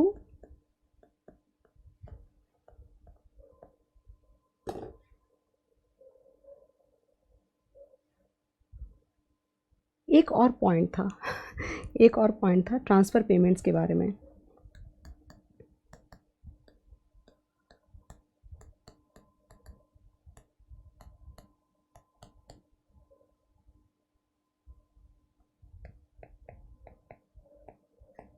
बता रही हूँ, not to be considered as government expenditure. Reason सुन लो तुम इसके. तो C stands for consumption expenditure by households, short में बोल रही हूँ. Investment expenditure stands for addition to the productive capacity, buying of tools and equipments and everything whatever. And government expenditure stands for this 1 + 2 - 3, okay, and net exports. I think that's clear for you. एक दिमाग में तुम्हारे बात आएगी कि जो transfer payment सरकार करती है, जैसे अनएम्प्लॉयमेंट कॉम्पनसेशन वगैरह जो मैंने बोला तुमको सारी बातें, ओके, तो वो सरकार का खर्चा माना जाएगा क्या from the perspective of computing national income? No, it will not be, because ultimately ये जो खर्चे हो रहे हैं सारे, वो जो खर्चे हो रहे हैं उससे कोई प्रोडक्टिव एक्टिविटी हो रही है, समझो बात को. ओके, तुम अनएम्प्लॉयमेंट कॉम्पनसेशन जो पे करे वो सरकार का खर्चा नहीं माना जाएगा. ये जो सरकार खर्चा कर रही है ये किसी प्रोडक्टिव कैपेसिटी को लेकर के है, कोई गुड्स एंड सर्विस को प्रोड्यूस करने के लिए कुछ तो something. I hope you can relate what I am exactly trying to say. So वो जो खर्चा है, वो जो ट्रांसफ़र पेमेंट्स हैं सारे के सारे, जैसे विडो अलावेंस एंड ये और वो सारा, वो गवर्नमेंट एक्सपेंडिचर का पार्ट नहीं बनेगा. ओके, वो सरकार के दूसरे खर्चों में काउंट होएगा. नेशनल इनकम कैलकुलेशन के पर्सपेक्टिव से ट्रांसफ़र पेमेंट्स गवर्नमेंट एक्सपेंडिचर का पार्ट नहीं माना जाएगा. दैट्स इट, काम खत्म हो गया. Okay, so this was it. So this is how we can use expenditure method. समझो ना बात को कि अल्टीमेटली नेशनल इनकम तुम कैलकुलेट कर रहे हो. ओके, तो पूरा डॉट्स को ज्वाइन करो तो अपने आप तुम्हारा दिमाग बोलेगा कि क्या लेना चाहिए और क्या नहीं लेना चाहिए. कोई रूल बुक हर चीज़ पता होनी चाहिए ऐसे भी ज़रूरी नहीं है. हम अपना कॉमन सेंस भी यूज़ कर सकते हैं. मैं यूज़ करने नहीं बोल रही हूँ, बट सोचो, थोड़ा सोचोगे तो और ज़्यादा अच्छी क्लैरिटी आएगी कॉन्सेप्ट के ऊपर में. So this was like computation of national income as per expenditure method. सो तीनों मैंने बताया. मैं ये एक्सपेक्ट करती हूँ तुमसे कि जब मेरा अगला लेक्चर शुरू हो, क्योंकि उसमें मैं सम्स करने वाली हूँ. Okay, and back to back बहुत सारे सम्स आएंगे. तुमको मज़ा नहीं आएगा, you will not enjoy if you have not revise this, because I have passed on a huge amount of information like the full chapter of 30-35 pages in one lecture of 2 hours maybe. Okay, so if you do not revise you will not be able to solve the sums with me and that is not a good idea. मुझे आते हैं sums करने, ultimately मैं इसलिए कर रही हूँ because you can learn with me. Okay, thank you so much and enjoy. Okay, have a nice day. Thank you so much.